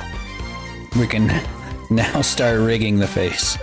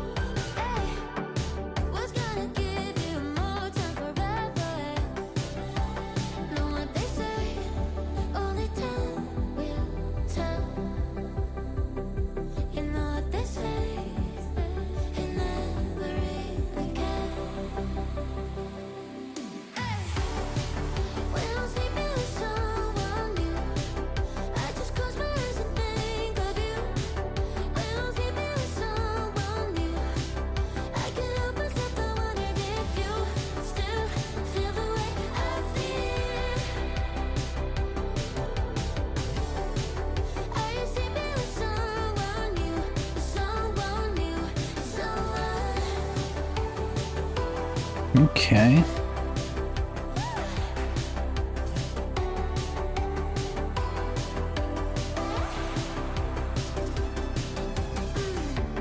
Talking about my bad as I get ever madder.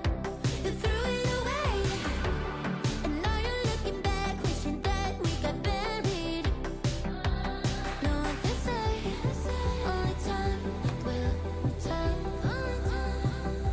You know what they say, did I ever really care? I don't think I did. When I'm sleeping with someone new, I just close my eyes and think of you. When I'm sleeping with someone new, I can't help myself, I wanna hit you. Still Welcome. Well, thank you for the follow there, Svanka. Welcome to the Lore Cave. I am the Lord Dragon. I'm a 3D modeler by day, hardcore fantasy gamer by night. If you enjoy dragons for fantasy or fantasy games, mostly Souls-like and Fire Emblem, you're in the right place.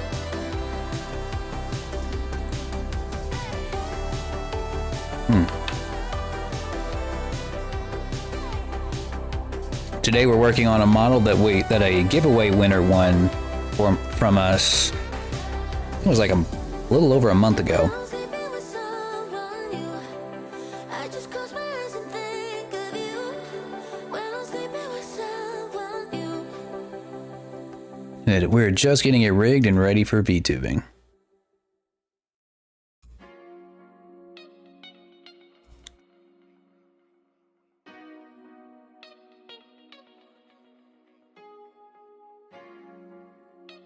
Generic YouTuber announcer voice.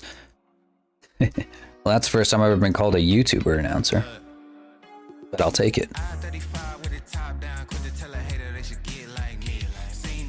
Means I sound professional. I'm a professional streamer now, guys.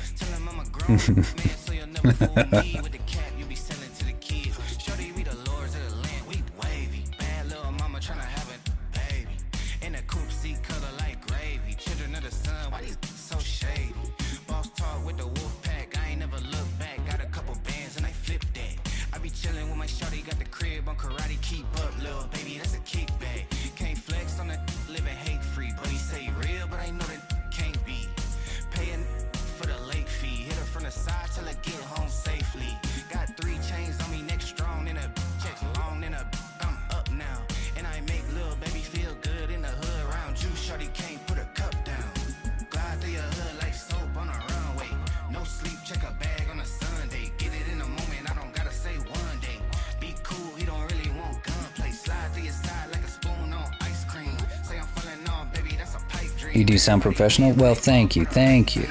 I like to pretend like I know what I'm doing sometimes.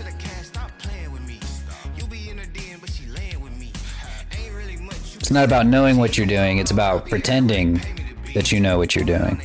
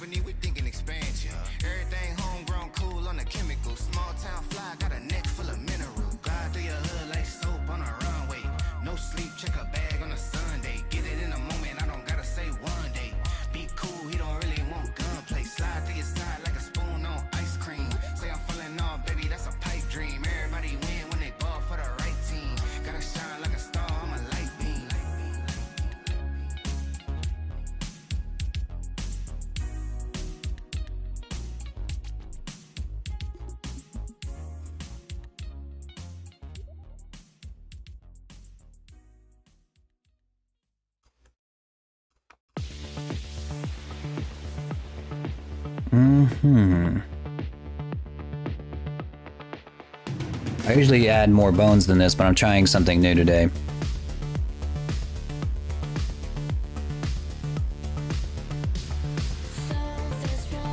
If I can get away with using less bones, it's less things to worry about, less computing power needed for the physics, and ultimately just an easier workflow for the future. But if it looks like caca, then we're gonna need to just add more bones anyway. Doesn't matter how efficient it is if it looks like caca.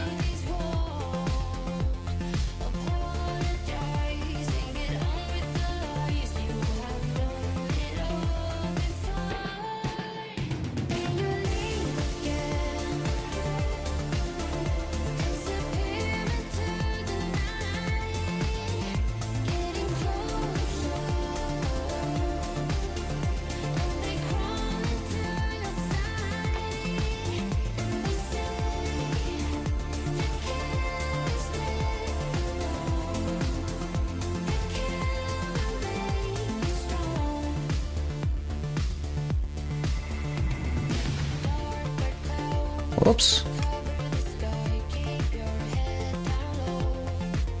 That's not supposed to be there.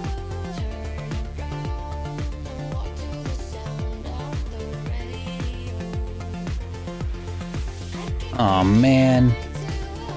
I didn't have symmetry on. Fucking idiot. God damn it. Gotta do it all over again for the hair.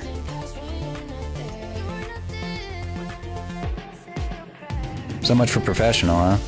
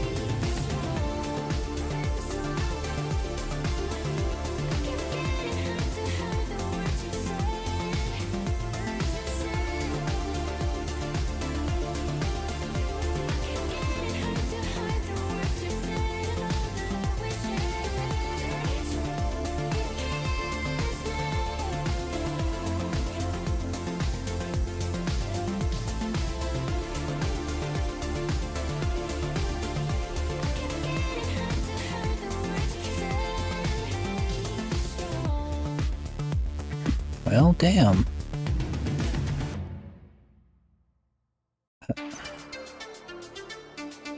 Okay, so it's just entirely busted. Whatever. I'll fix it right now. Just have to do it by hand. I swear, weight painting symmetry just doesn't work. It has not worked in Blender forever, and I don't think they're ever gonna fix it. They just decided, you know what, fuck it. Just, everyone just needs to weight paint both sides by hand. Get good, scrubs. See, it works sometimes, but not all the time. God, I didn't even paint the fucking top of his head. Man, we can't have nothing in this world, can we? Can't have nothing nice.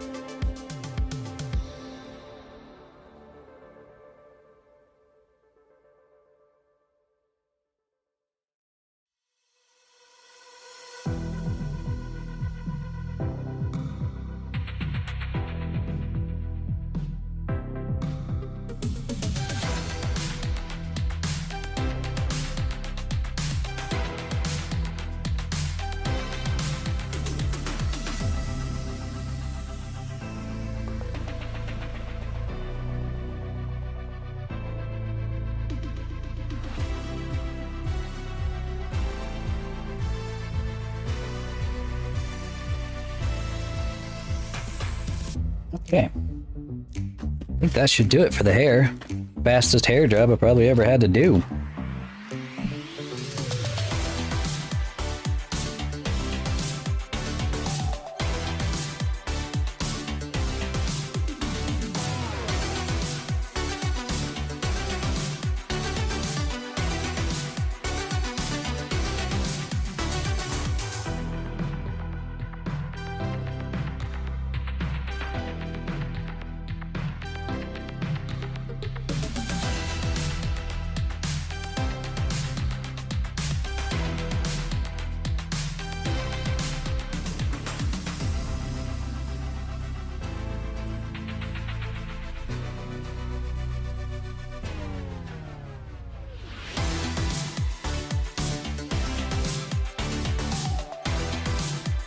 This will be my first time ever rigging a scarf like this, though, so I guess we're gonna find out the best way to do this.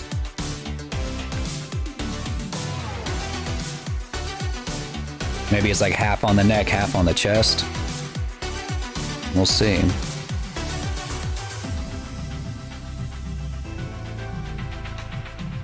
Because we don't want the whole scarf to rotate with its neck, just mostly the top, you know?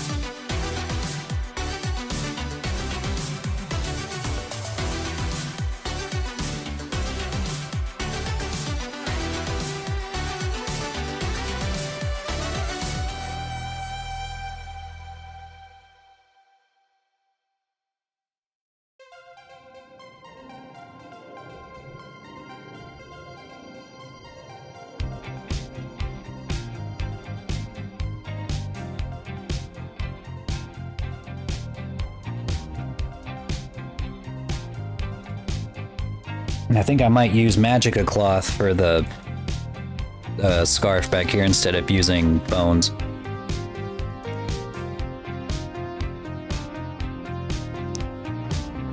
That might look better. I don't know. We'll find out. And if it looks like caca, then I'll use bones.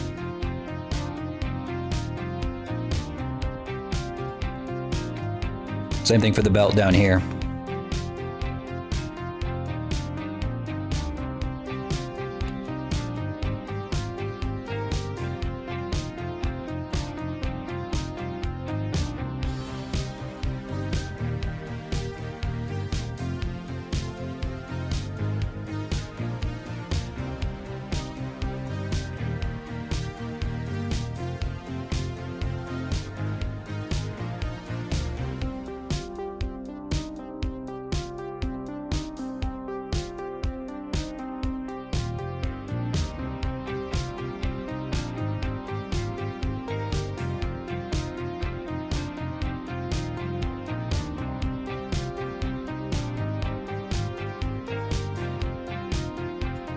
Mm-hmm.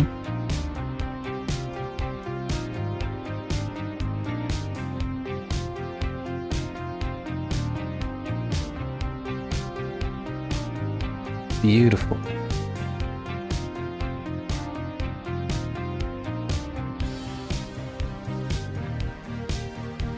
Who would have thought he could get more blue? Da ba dee da ba da. He actually looks like the little aliens from that music video. I'm blue, da ba dee da ba da.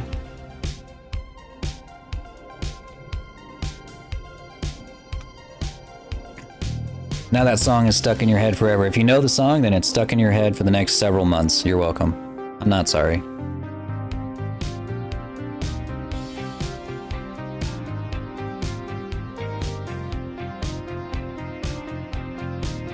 Wait a minute. Just realized an extra bone back here that we don't need. Get that shit out of here.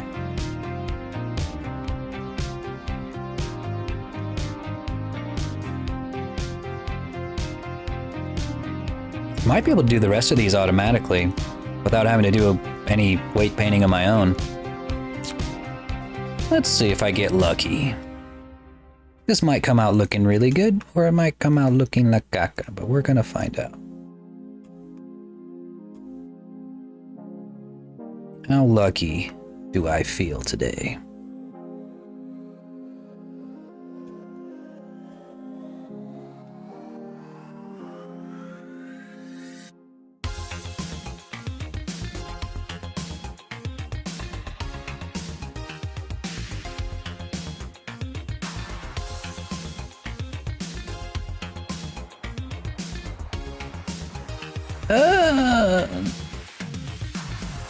Yeah, we're still gonna need some work.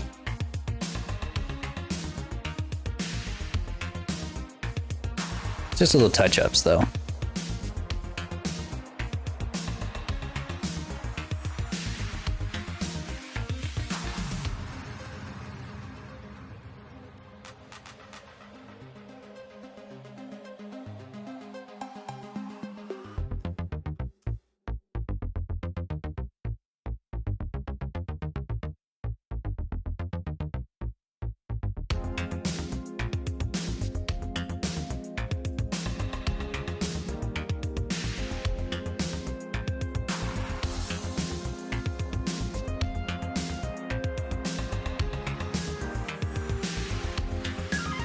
Yeah, okay, I'm just gonna do it by hand. Or at least for the chest. The chest and the shoulder blades. I think the arms can do pretty well on their own with the automatic weights.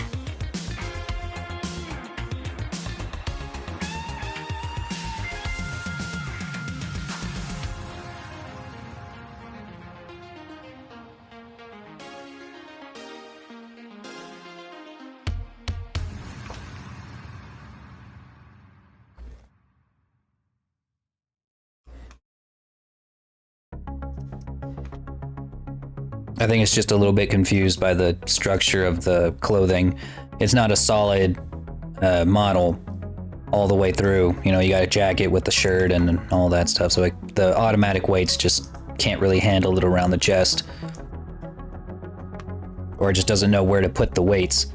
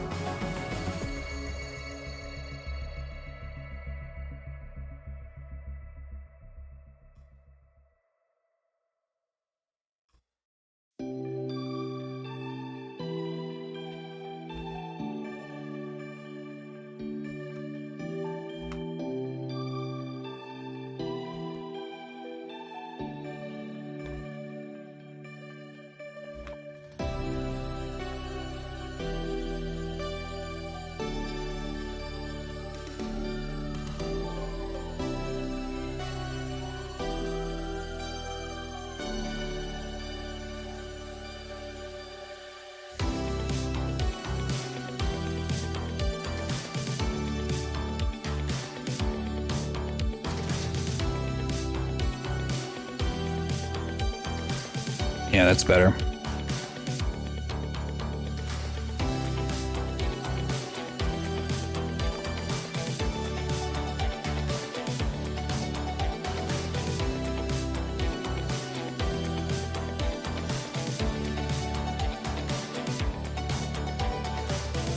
Floating hand, yeah.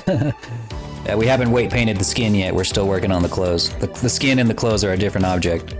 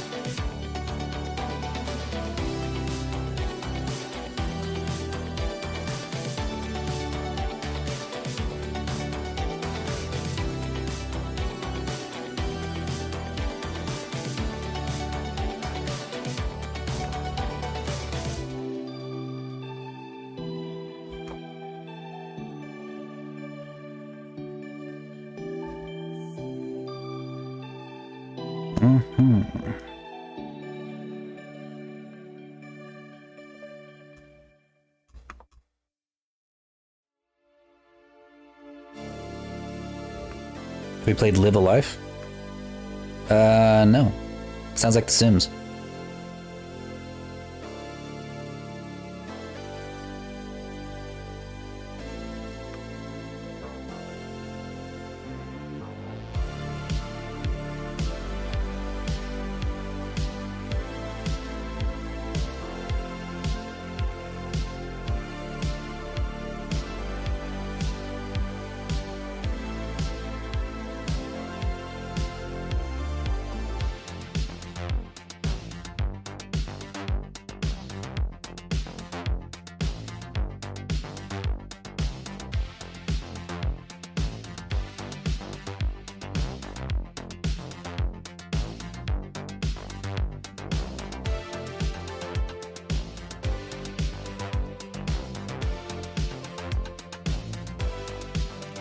It's a 32-bit game on the Switch.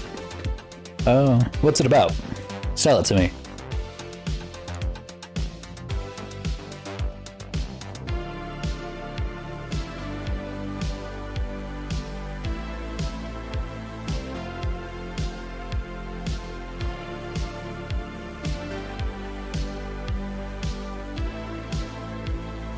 I think Blender's about to crash.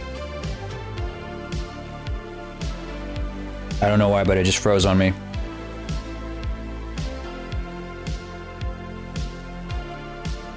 Alright, never mind. We're good. That was close.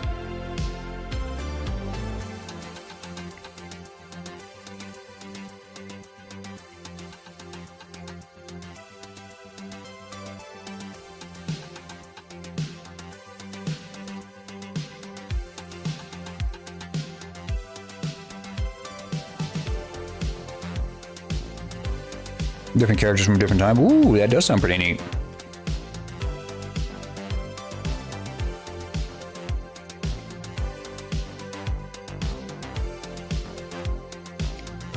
There was a tabletop game I played a long time ago called Heroescape. And it's kind of had the same concept. Heroes from across different time periods would come together to battle it out. Somehow that also included dragons. Not sure how. Dragons and demons and stuff. But it did.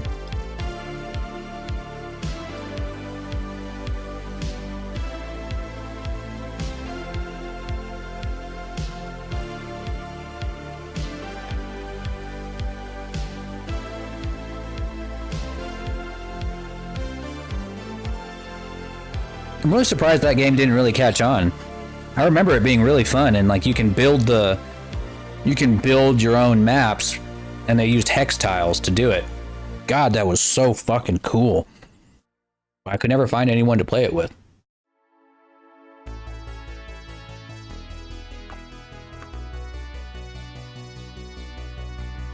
I lived in a very small town, and nobody else really played games like I did, except a few of my friend group. And even if they did play the same games as me, like video games, they didn't play board games at all.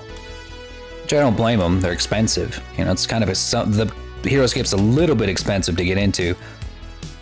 Not a bunch though. Like it was like God, I don't know. Like it's cheaper than Games Workshop. Modern Soldier with AR-15. Well, the thing is that like if you got transported into this other world of HeroScape, you went there with all the stuff you had on you at the time. So yeah, a modern soldier jumps in, but he only jumps in with one magazine. And I remember there was like a cartoon short that went with it, where the main character was a modern U.S. soldier. And you're sure he's fighting there's people who are hoplites or knights and people from across history, but some people are even coming from an even further future.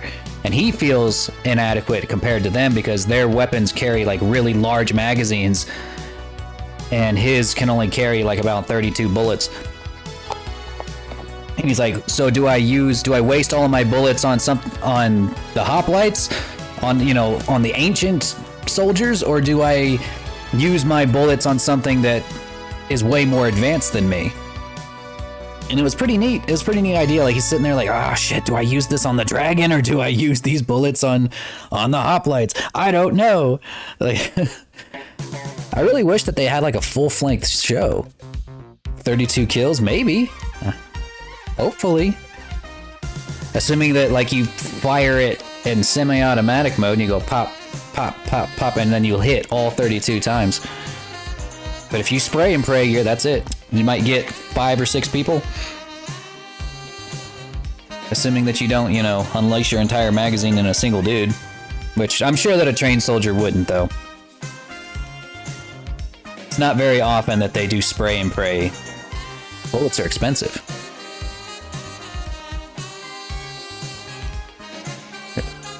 It's an anime. Are you talking about Gate? Where like they have like modern soldiers go into like a fantasy world? Yeah. I hated Gate. I fucking despised it. It was so mean-spirited in how it was handling the medieval people, because it's not like medieval people were fucking stupid, okay? Like they weren't completely brain dead. They made it seem like as soon as they came into contact with automatic weapons, they were like, don't worry, we'll just send more troops at them. And then, of course, they get completely murked. And at that point, I was like, okay. So they're just going to make the medieval fantasy people completely fucking brain dead. Okay, awesome. Oh yeah, and we're also going to give this fictional Japanese army like unlimited rockets, unlimited like supply chains of tanks. I'm just like, what is this bullshit? Like, it's one thing to give them like automatic weapons, but whenever you start giving them basically unlimited rockets, unlimited RPGs, unlimited tanks, like how big does this author think that the Japanese military actually is in the modern times?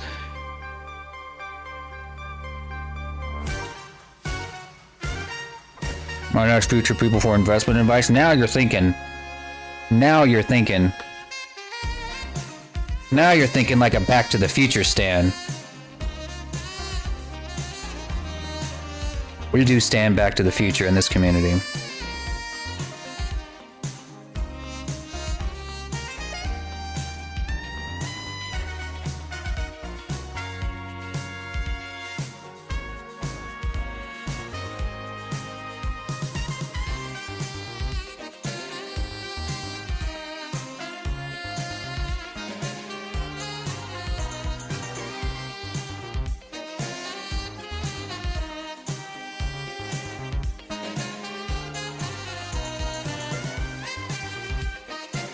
Yeah, watch like one of those future dudes though. You're gonna ask them, hey, what should I stick my all my retirement money in? They're gonna be like crypto, and you're gonna be like, what? Yeah, just do it. Just do it. Put it in crypto, and you're gonna like, I don't know, man. Crypto ain't doing so good right now. Trust us, bro. Trust us. Put it in crypto, bro. Put it in crypto, and they're like, okay, which one? All of them, dude. Just put it in all of them. Like fucking Bitcoin, Ethereum, Mana. I'm like, Mana? Fucking.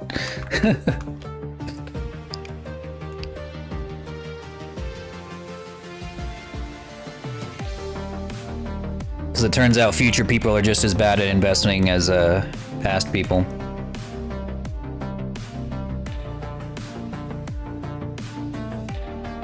I'm starting to think I made a mistake here.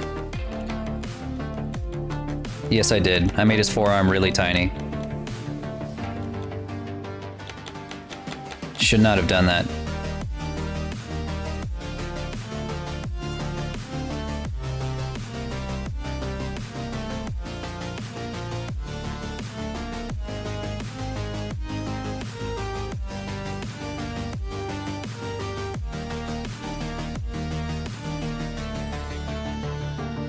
Yeah, no, crypto is dog shit. I'm joking, everybody. Don't put your money in crypto. It is a dead end market. Ow. Yes, I know. Yes. Trust me, I'm a dragon. I understand investment advice better than any human. Don't put your money in crypto. It's not.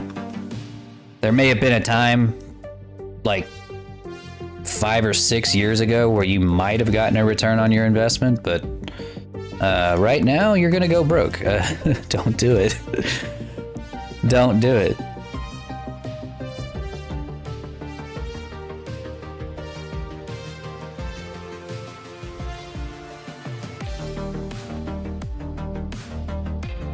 I never invest into anything. That's also a very sound strategy.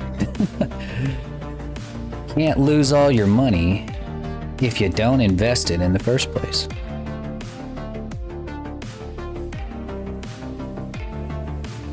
No, right now is probably one of the worst times to invest money, because even the safest mutual funds right now are struggling.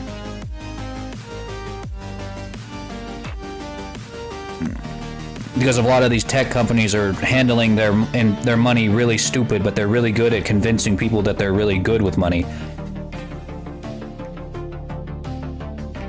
I don't know if you guys heard about this collapse of this Silicon Valley bank in the past week or two. I can't remember when it happened, but it was very recent.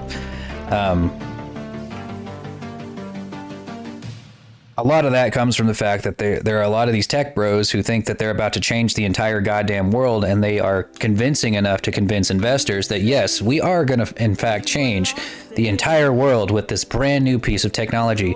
This new piece of technology is going to be the next Facebook. Trust us, bro. Trust us, bro. They say to the banker. And of course, the fucking brain dead banker is like awestruck at like some dog shit technology that nobody asked for. And they're like, yeah, bro, let's be the next Twitter. Let's be the next Facebook. And like, yeah. And of course, they give them like a blank check saying, all right, here you go. Here's a blank check for $1 billion fucking dollars. Go make this technology and make us $1 billion more dollars. And of course, it doesn't work because tech bros are not as smart as they think they are. And the bank fails.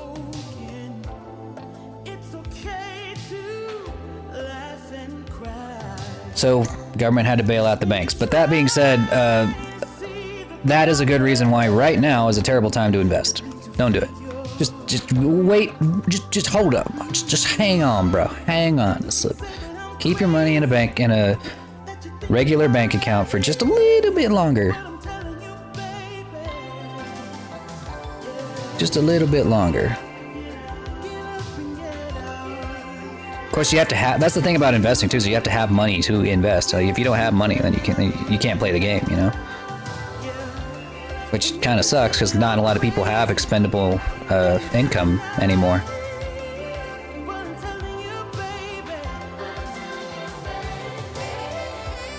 I used to get really heavy into investing a little bit earlier last year, but I got out of that because it was kind of it just started to seem like right now was just not a good time to invest. Like it never got up to a point where I felt like it was a good time to invest.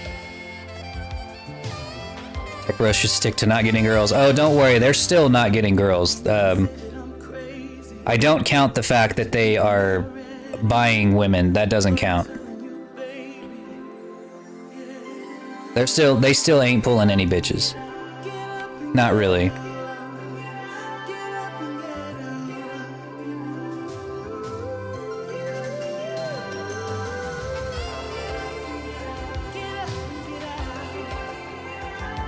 They're intimidated by women, dude. I'm serious. Like every time I've ever seen a tech bro, either it be online or in a Twitch, or maybe they're streaming, or maybe they're, you know, giving some sort of demonstration, you can just easily tell they are insanely intimidated by women their own age.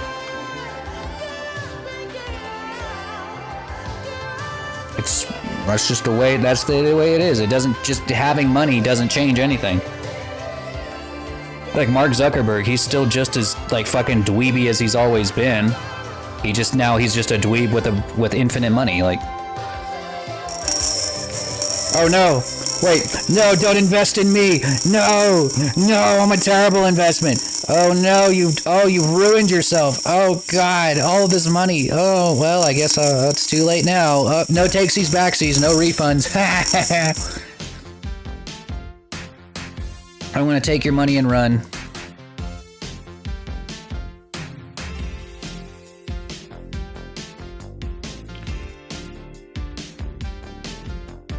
Invest in Lorecoin. Everybody invest in Lorecoin. I just made it up. Buy the Lore Dragon NFT. I have been approached to make an NFT collection before. Because sometimes you can make them.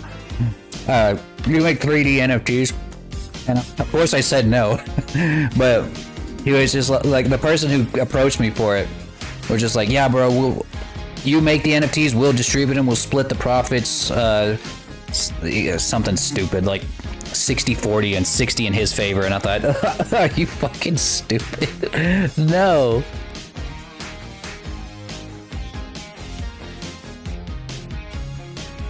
Check your coin, it might be fool's gold. All money is fool's gold. Fool's gold, guys. All money in the entire world is fool's gold. Fool's gold.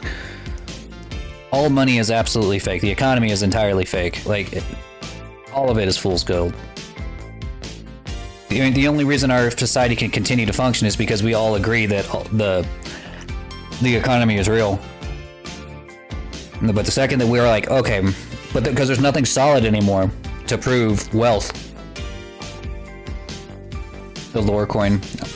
Well, I wonder what would you buy with the lore coin? You know, like a lot of these other cryptocurrencies are usually made these days like for something, whether it be for a certain video game or I don't know, some kind of big tech project. Like I remember Mana Coin was supposed to be like a coin that was going to be used to buy digital real estate in some kind of metaverse looking thing that never came to be. Remember that was a huge scam. And then there was that other coin that was tied to Logan Paul, where he was trying to shill out this coin for buying like these Pokemon things. But what would you buy with a lore coin, you know? Channel point redeems? I don't know. That'd be pretty funny. Ooh.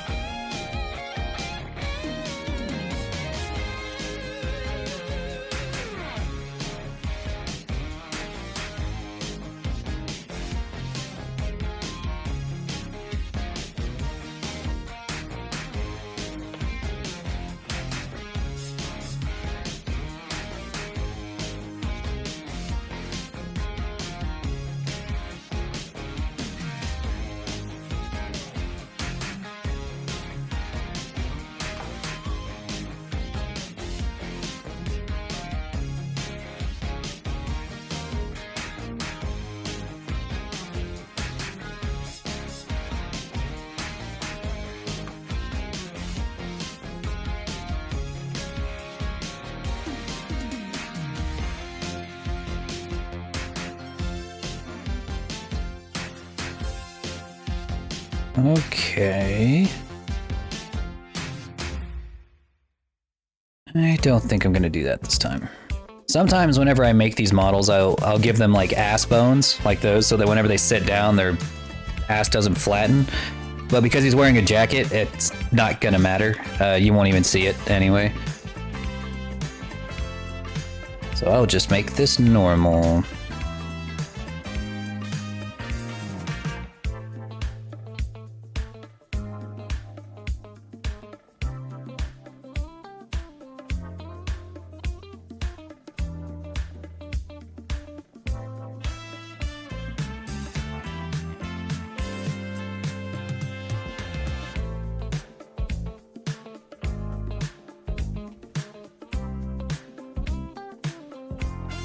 Ass bones? Yeah. Because sometimes whenever whenever you don't have ass bones on a VTuber rig, whenever you lift the leg up, I'll show you as soon as I rig the pants. You'll see what I mean. Why you need the ass bones.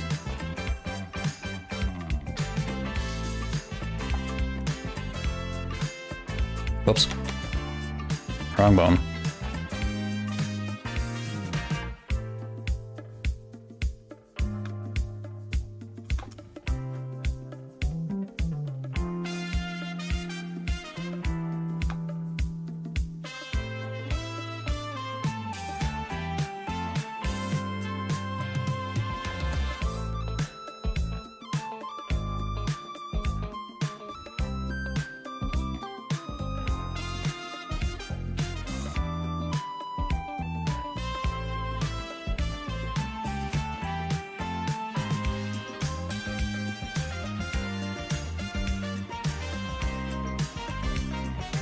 Alright, let's get these legs rigged, and I'll show you what I mean.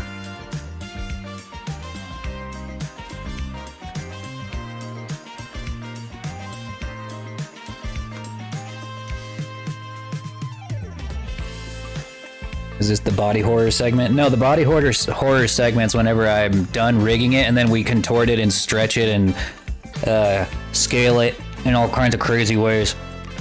We gotta wait till it's rigged first.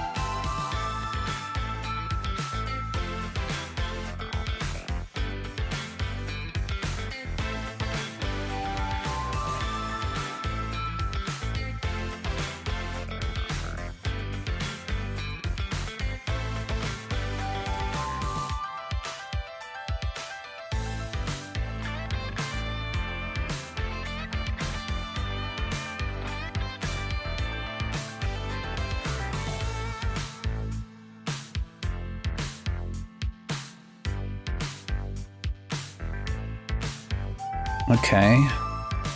Now we'll do the legs.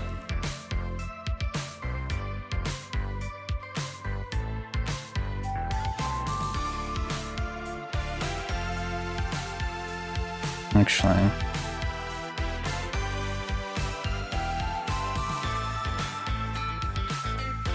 gotta make sure the knee is in the right spot. Right there, that's the knee.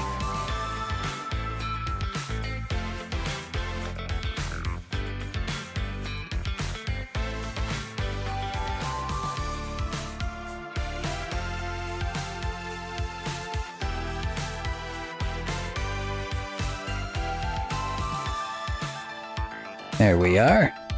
We're gonna grab those 2 legs. Feet.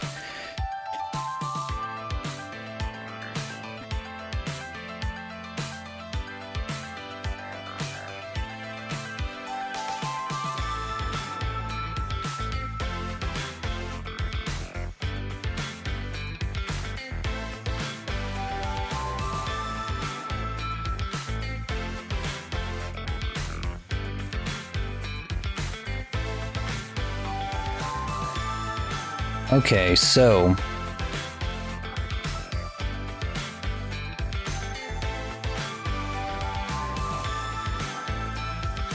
let me see if I can hide the jacket real quick.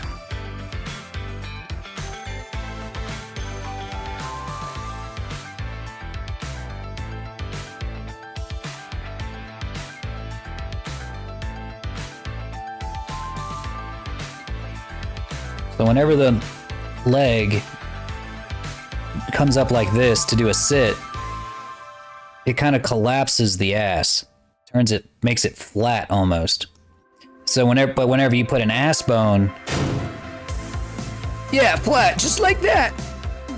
Whenever you put an ass bone right there, it'll keep the shape of the ass all the way through.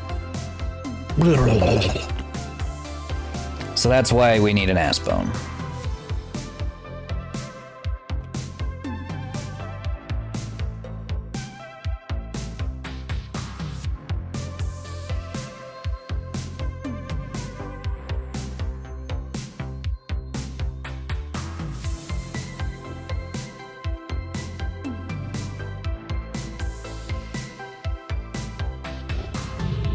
Sounds uncomfortable.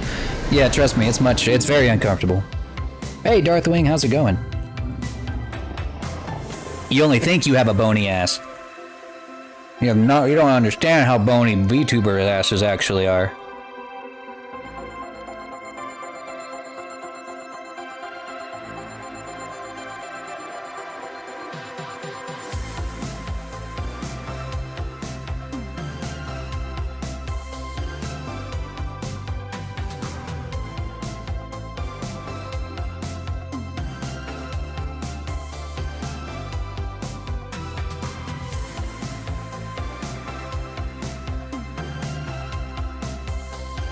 God damn it. Thunder's freezing again.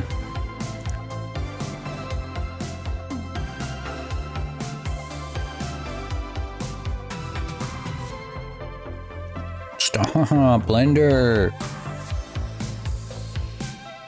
Why you do this?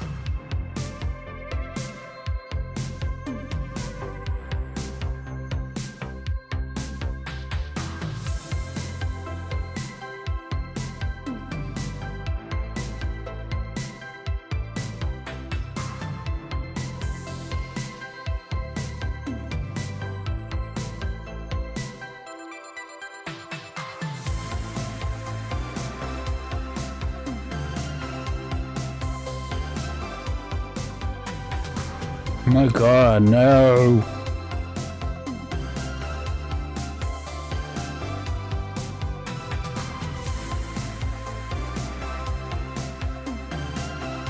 Come on.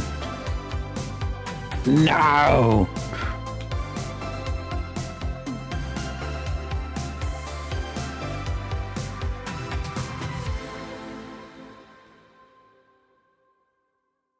Okay, here we go. Here we go.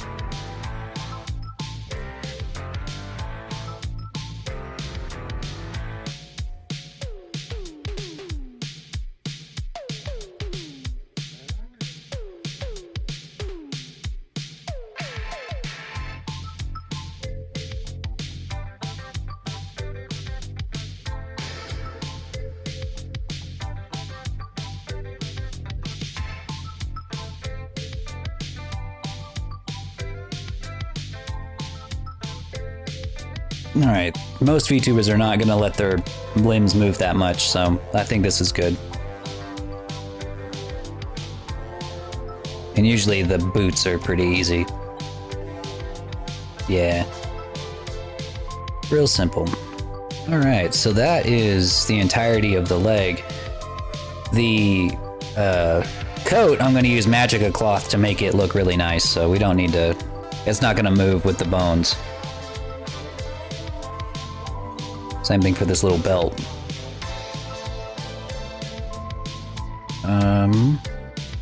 The hands, of course.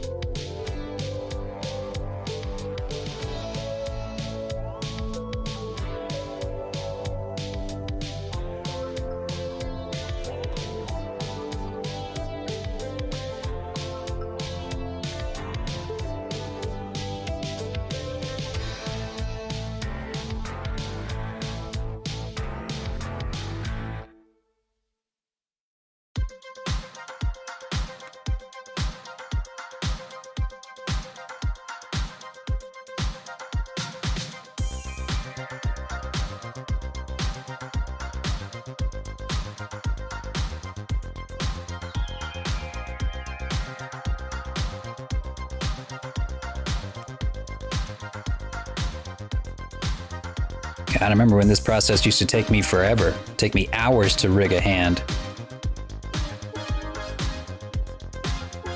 I'd spend so much time on each individual finger, but now it's just as simple as slapping it on. Using automatic bones and then strategically painting around them.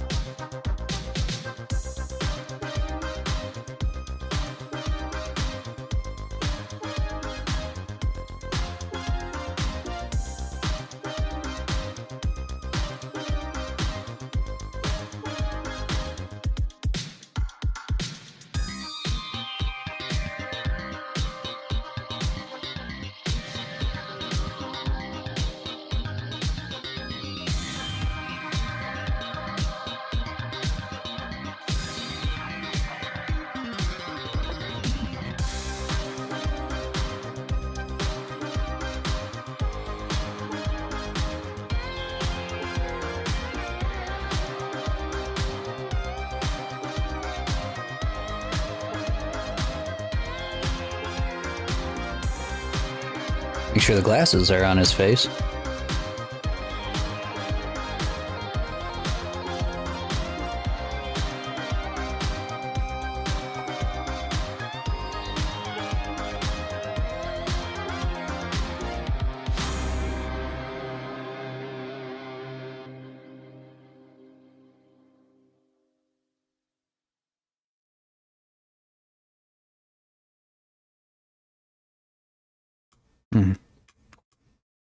Seems we are missing a couple of vertices here. Oh, gotta redo our music. Let's see. What kind of genre of music do you guys want to listen to?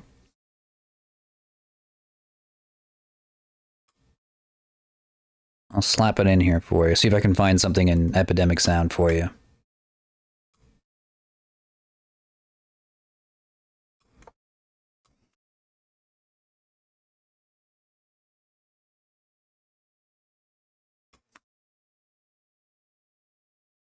Canadian West Coast rock. What does Canadian music sound like? Who's like a really famous Canadian like rock star? I'm like actually curious. Damn it. What is this a part of? Oh, it's his eyebrow.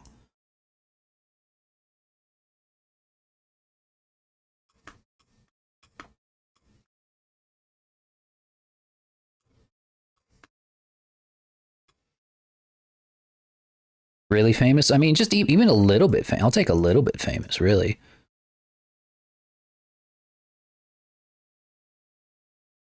There are really famous Canadians. Justin Bieber, I guess. He's pretty famous, I would think. More famous than me.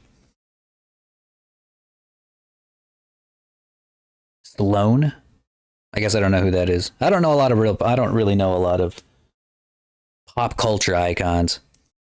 I'll just put on rock. How about that? I'm sure maybe at least one of these artists on Epidemic Sound is a Canadian. At least one. Or you know what? Maybe if let me just type in Canadian music and see what pops up. I'm just curious. Just put Canadian.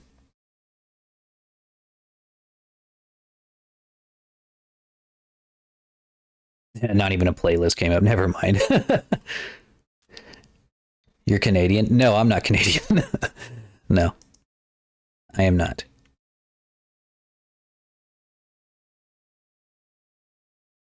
I would be very embarrassed if I didn't know Canadian rock stars and I myself was Canadian.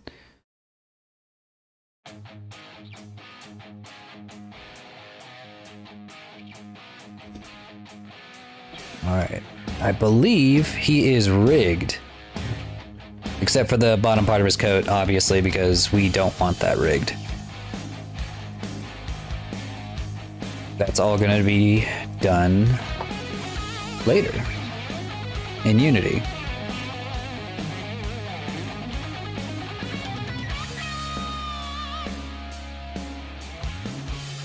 I wish I was Canadian. That means I'd get free healthcare.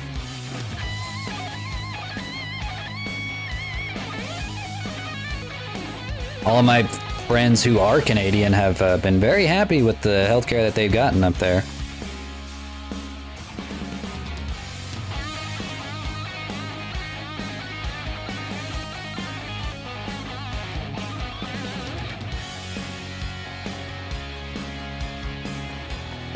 Sounds like a track from Bleach. I never watched Bleach.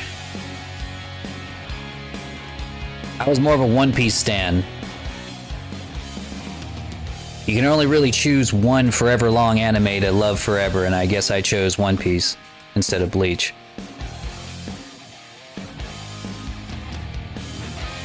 Which is really strange, because if like I had never heard or seen of any of these animes before, and you tried to explain to me which of the forever long animes I should watch, and you just kind of described them each to me, Bleach would definitely be the one that I would choose.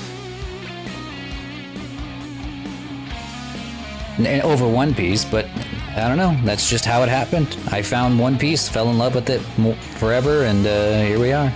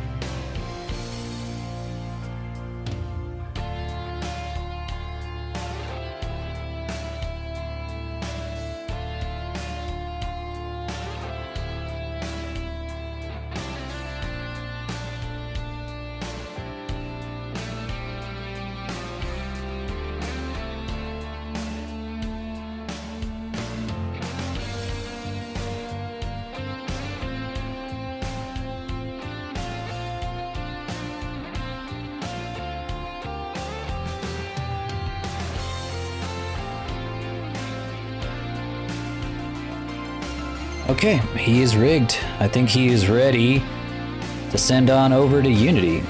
First thing we gotta do though is we need to apply all of the modifiers. And then we can start putting things together.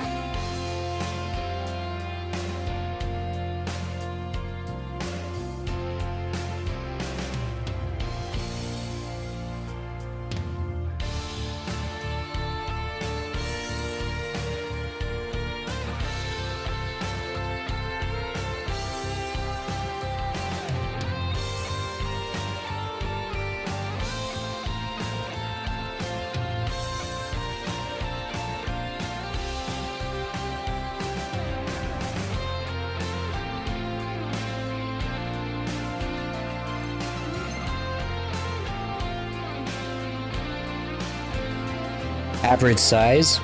You mean in height? Or file size? Or what do you mean?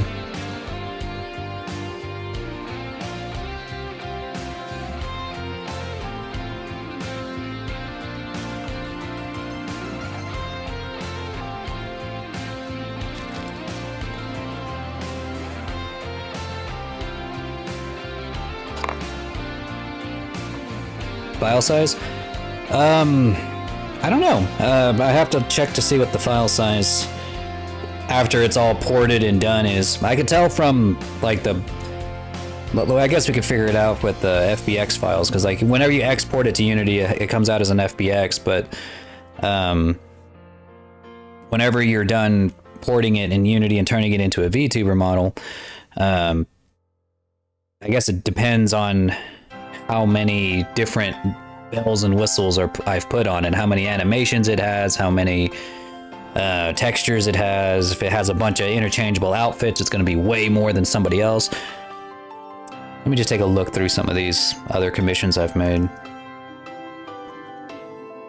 Let's see.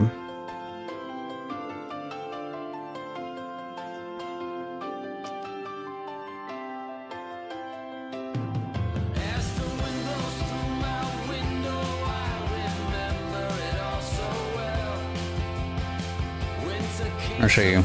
Here's one that's 22,000 kilobytes. See if I can find another one. 22,000. Here, some of mine. They vary a lot, really, depending on how they're made. Like for instance, my Lord Dragon 4.0 model, the one I'm currently using, I can tell I've gotten better, is 4,000 kilobytes. But this other model I made for myself forever ago was 21,000.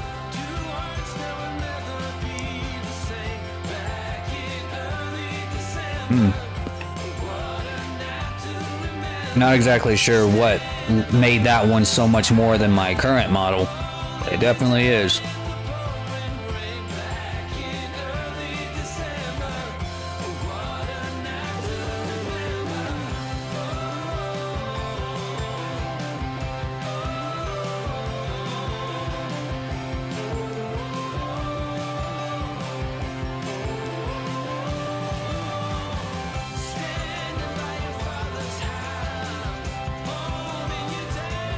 There he is.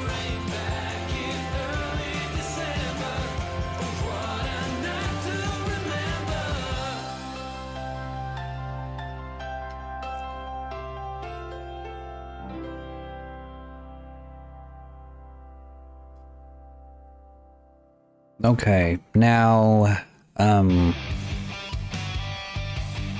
was I gonna do? Oh, yeah, I was gonna try to use this new tool, or this new add-on for making anime eyes, and see if we can make something that looks similar to what we have in this reference picture here.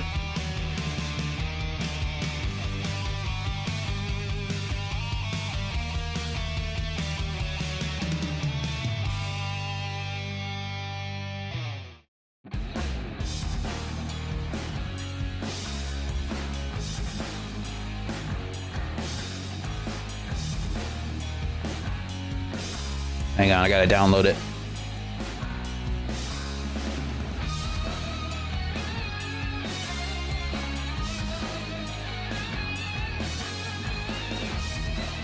I think it's just a material. Okay. Let me append it into this program here, or into this file here. Anime Harry Potter. That's kind of what I said too. The guy who won this model wanted to be very clear. He's like, I don't want to have anything. I don't want to have any affiliation with Harry Potter. This is a totally unique and original design. I'm like, okay, I understand. I understand. Fair enough. I won't say it was Harry Potter, but it's very hard to not draw the comparison.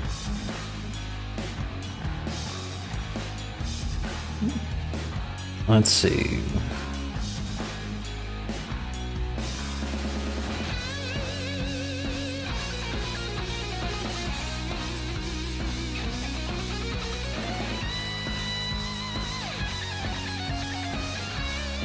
Oh, we have a bunch of these materials. I'll just append them all then.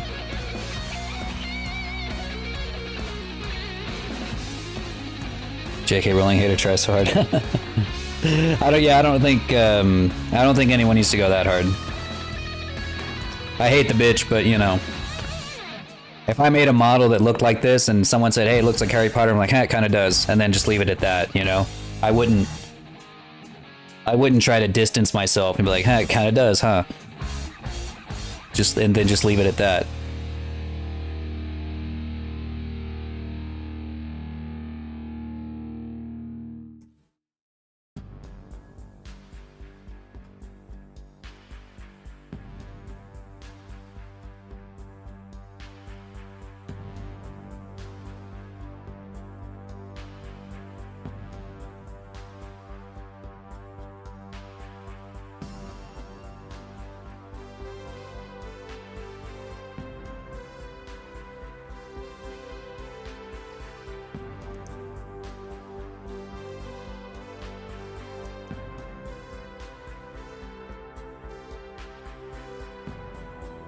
Okay, so this will help us kind of mess with the eyes a little bit and see what we can come up with. Let's see, how do these work?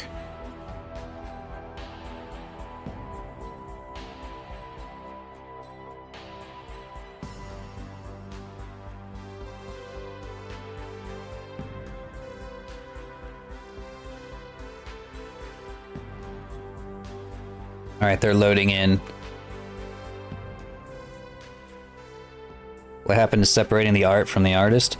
That's what I do. I mean, I don't care if anyone plays Hogwarts Legacy, but you know, you can't. There is no such thing as ethical consumption under capitalism.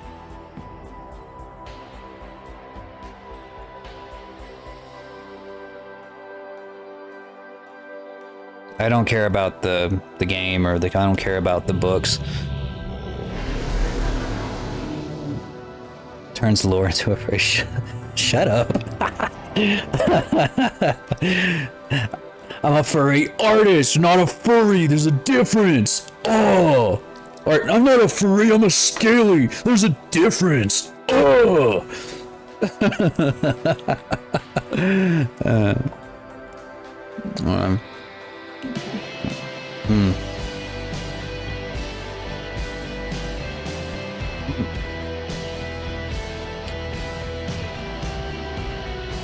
Alright, let's see how this thing works.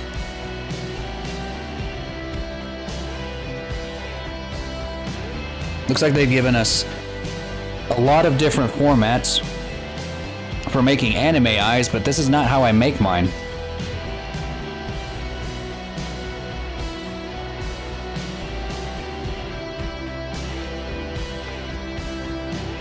I do like these red ones though.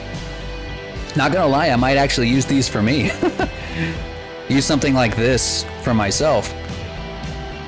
Let's see, which material did this one use? Because like all of these, I think, have different materials. Because there's a bunch of different material for each of these. Let's see, which of these eyes would look best with our boy Thundertome here?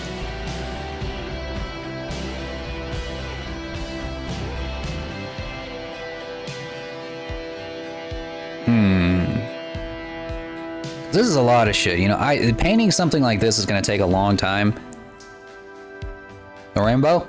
You think so?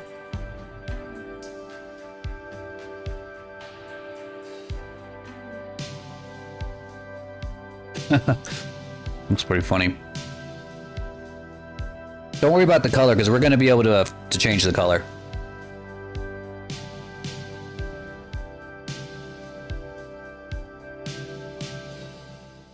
These? Yeah, those look pretty neat too. We're gonna figure out, we're just about to learn how this thing works. I just downloaded it a second ago from ArtStation because it looks pretty neat. But the thing is this is really not how I make eyes. Like, as you can see here, they are plastered onto either eyeballs or onto 3D planes.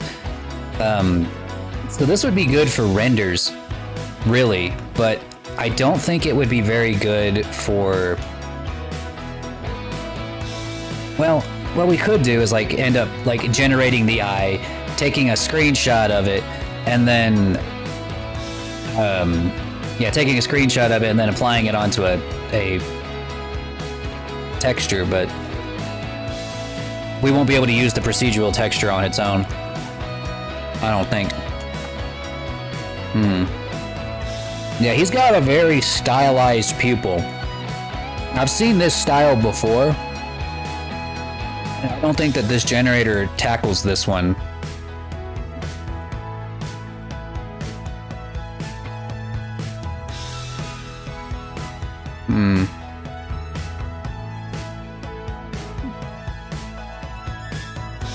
Let's just go with this one right here.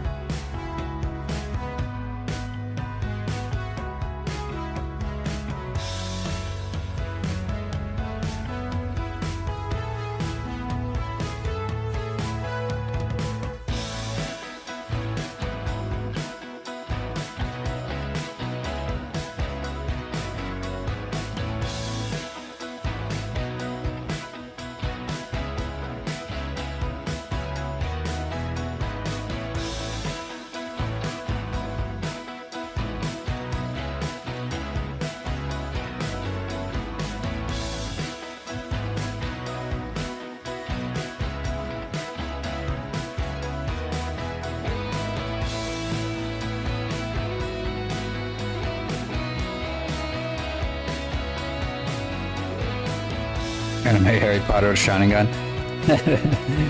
I bet you we could do something like that. Just slap the Sharingan on there. Marty Feldman? What's Marty Feldman eyes?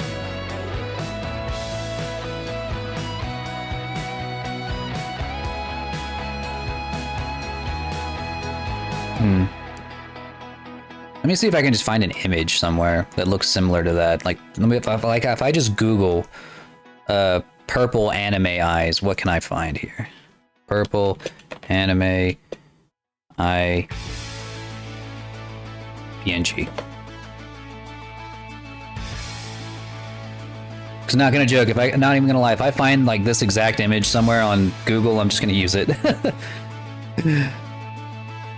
I have no shame. Oh.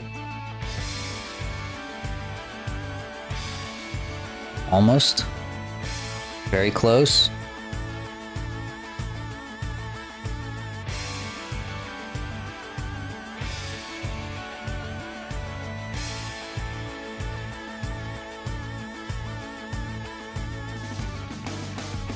There are as many different ways to draw anime eyes as there are artists in the world. And none of them make any sense.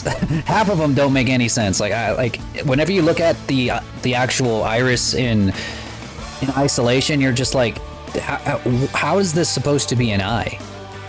But then when you look at it with a model, with like a whole anime body around it, you're like, oh, okay, that's how it's supposed to be an eye. Okay, it looks like an eye now, but does it really look like an eye, or does it only look like that because we've watched enough anime to think that it looks like an eye?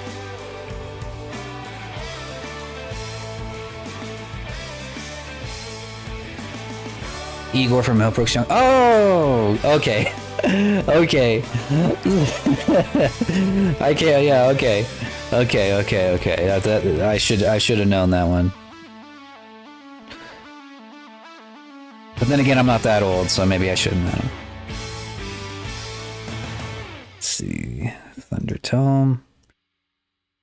All right, we're gonna open up another display capture here for just a second.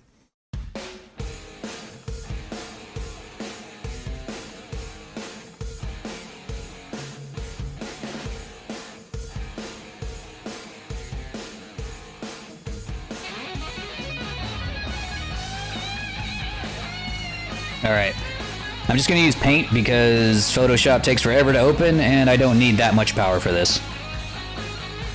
We know you're older than Terry. No, I'm not. I'm not that old. I'm still in my 20s for the moment. For another 4 or 5 months.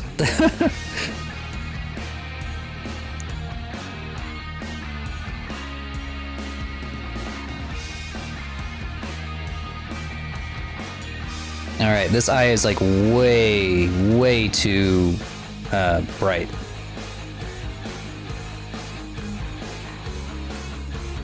First of all, we're gonna remove the background.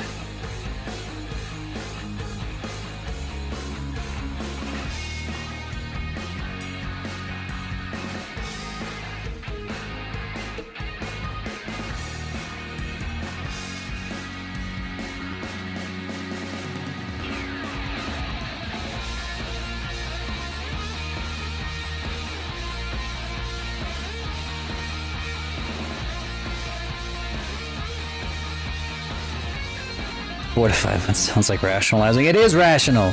I'm a rational person. Oh, damn it. Hang on.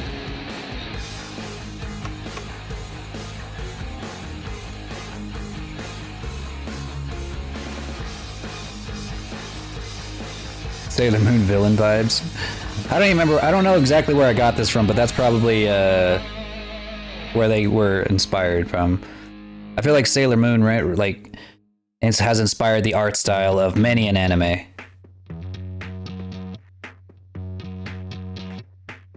It's like the My Little Pony of the anime community.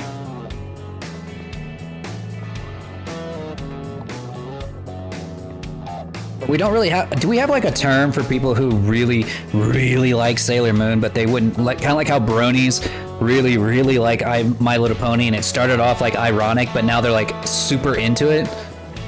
You know what I mean? Is there a term for that, but with Sailor Moon? Can we call them Moonies?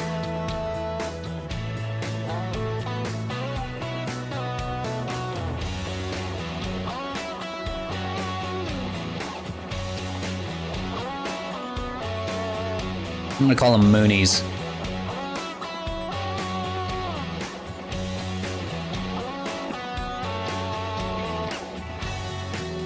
So you might be thinking, hey Lore, is this the best tool to be using to make this eye? And I'm gonna tell you right now, no, it absolutely isn't. You should use Photoshop. But I'm in a hurry, and I don't want to open up Photoshop.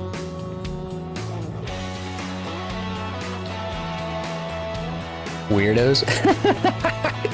Well, yes, but we have to subcategorize them. They can't, because we can't lump in those kind of weirdos with these other kind of weirdos. Like Disney adults.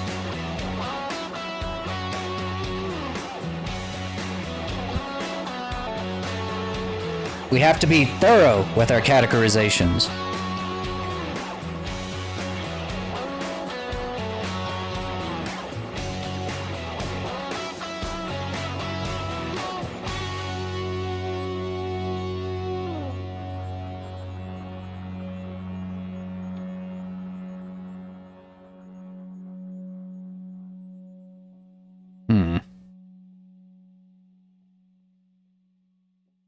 How do I do color correction?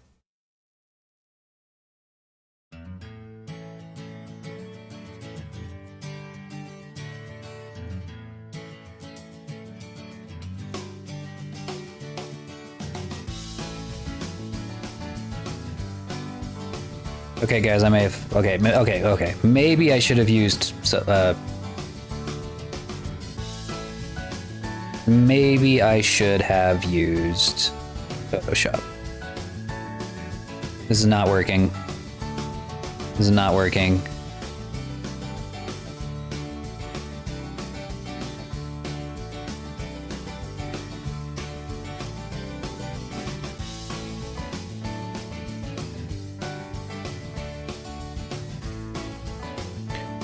Just Sailor Moon was our first anime.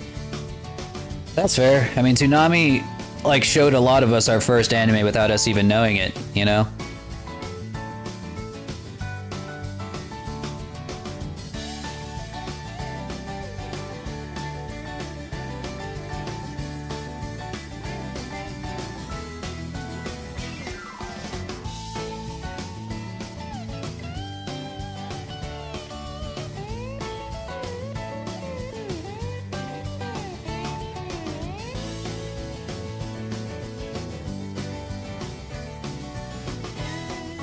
It's a gateway drug, I mean anime.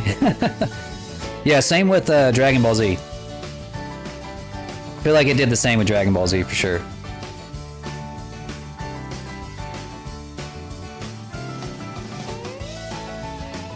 I miss old school Toonami. Yeah, we're never gonna get something like that again.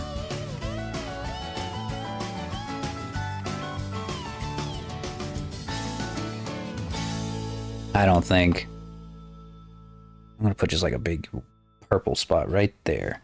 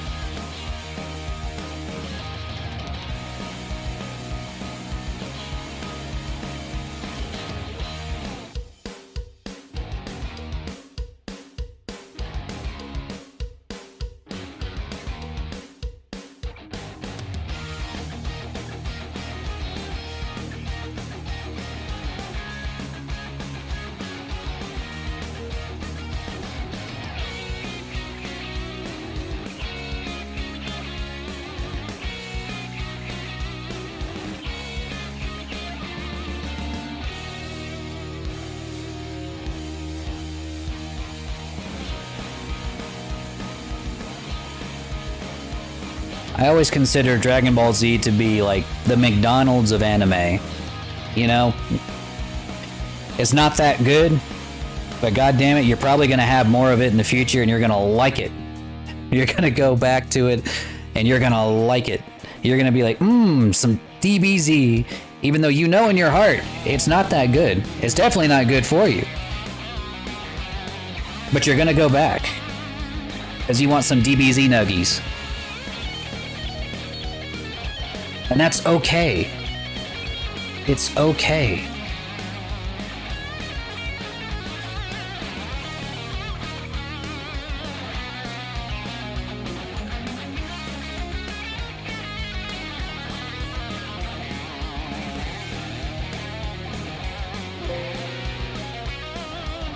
All right.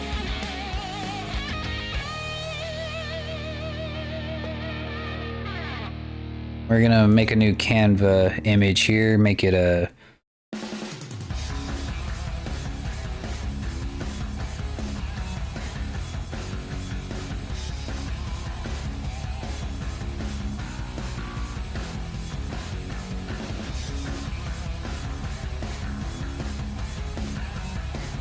My first anime movie was Akira? Really? Now that's definitely old.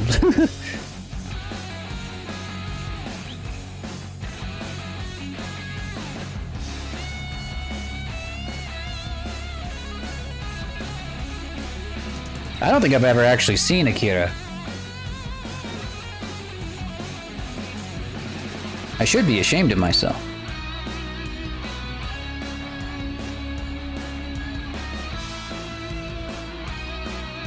You know, honestly, I think it would actually be easier for me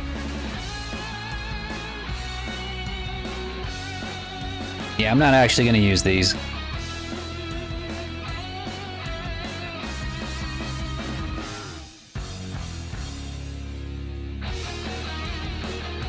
My favorite anime is Demon Slayer. I haven't seen Demon Slayer either, but Tomcat tells me that it's really good, so I might give it a try when there's a little more episodes out. I just know that they're slow to putting out episodes compared to a lot of other shonen anime, so I am waiting for there to be more. I'm a One Piece fan. I can watch a lot of anime in a very short amount of time, so I gotta have a lot.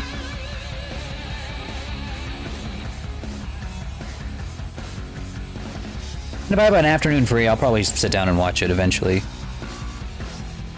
Alright, here's what I'm gonna do. Instead of putting this... Usually what I do is I'll give the eyes their own text, their own material. It's not the most efficient strategy, but honestly, I think it's worth it.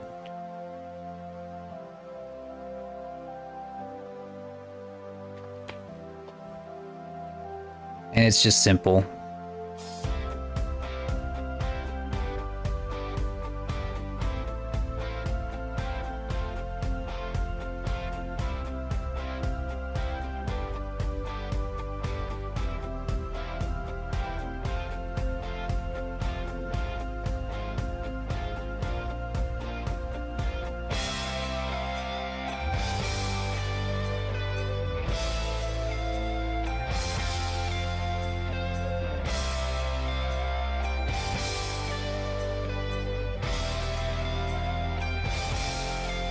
Skip the openings, endings, recaps, previews, and you cut the episode time in half. True.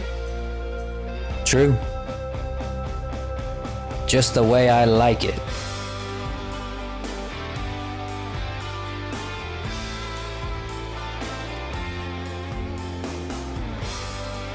If the story's good enough, then, and it gives me enough content, I'll watch it anyway. I don't care.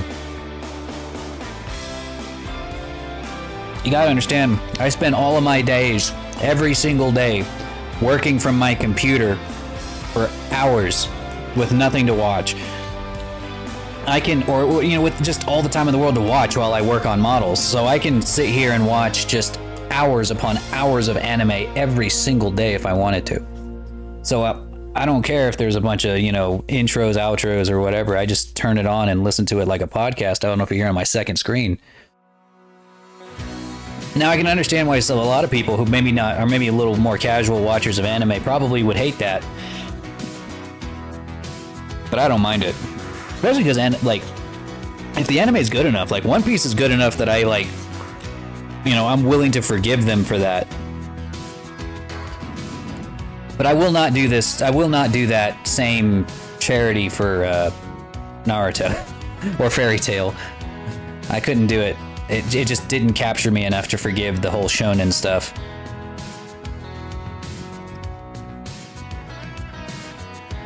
Couldn't do it.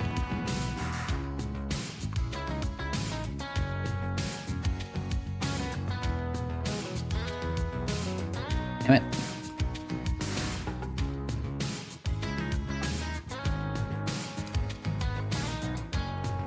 Where is he?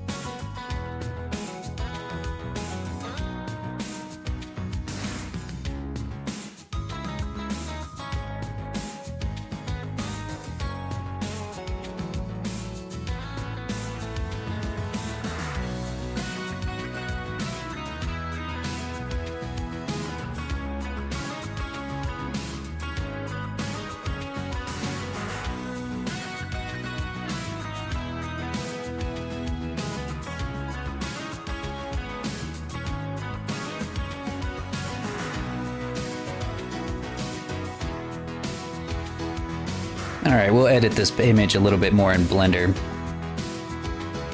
Like this.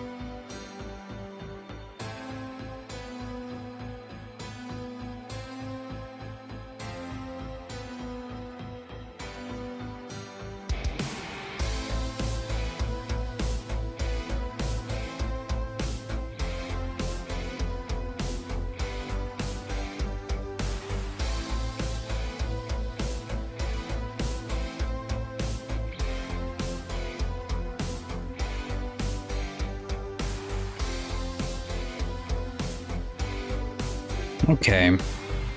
Now I feel like he's ready to go.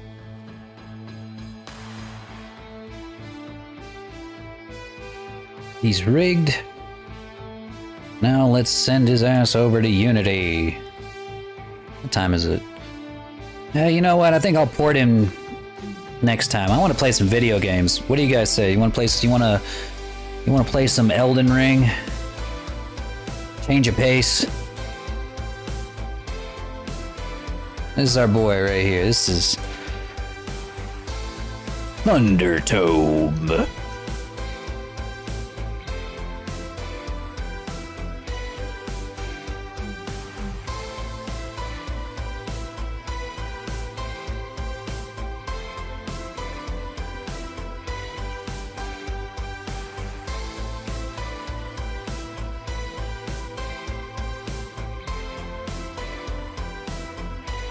So I can't share my movies. Oh, that's okay. I'll rent it. Or something.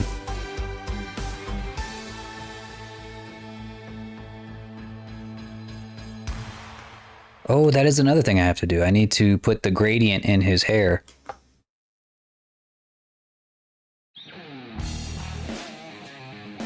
That's easy. I'll do that later. I'm ready to play some video games.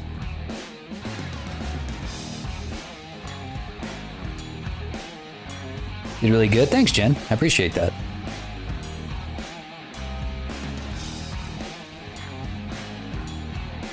Let me save all my images.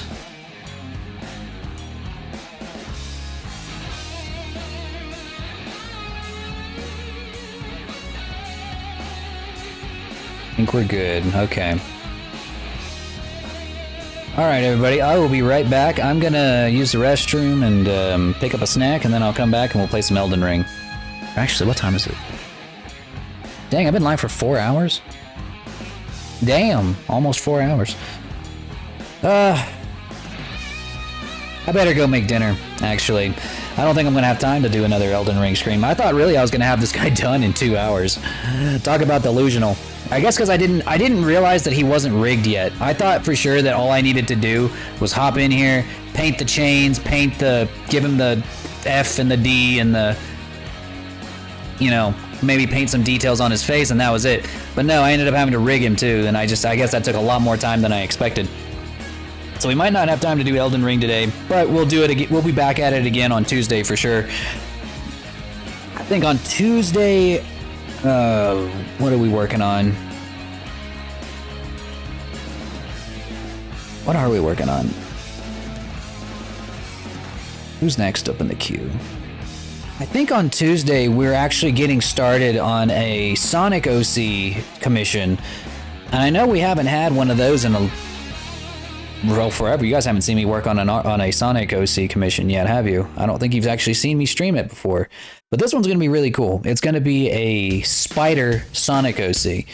So that's going to be interesting, to say the least, to rig, because she's going to have regular Sonic limbs, you know, big hands, big feet. And then she's going to have a couple of spider legs coming out of her back, kind of like Spider-Man, the MCU Spider-Man kill mode. So that's going to be pretty neat. Can't wait to get that done. I think I have to make it quest compatible, so I'm gonna have to do it from scratch, but that's okay. All right, everybody. I hope you all have a wonderful rest of your weekend, and I will see y'all again Tuesday. All right, let's see who we can raid real quick. Who else is doing artwork today?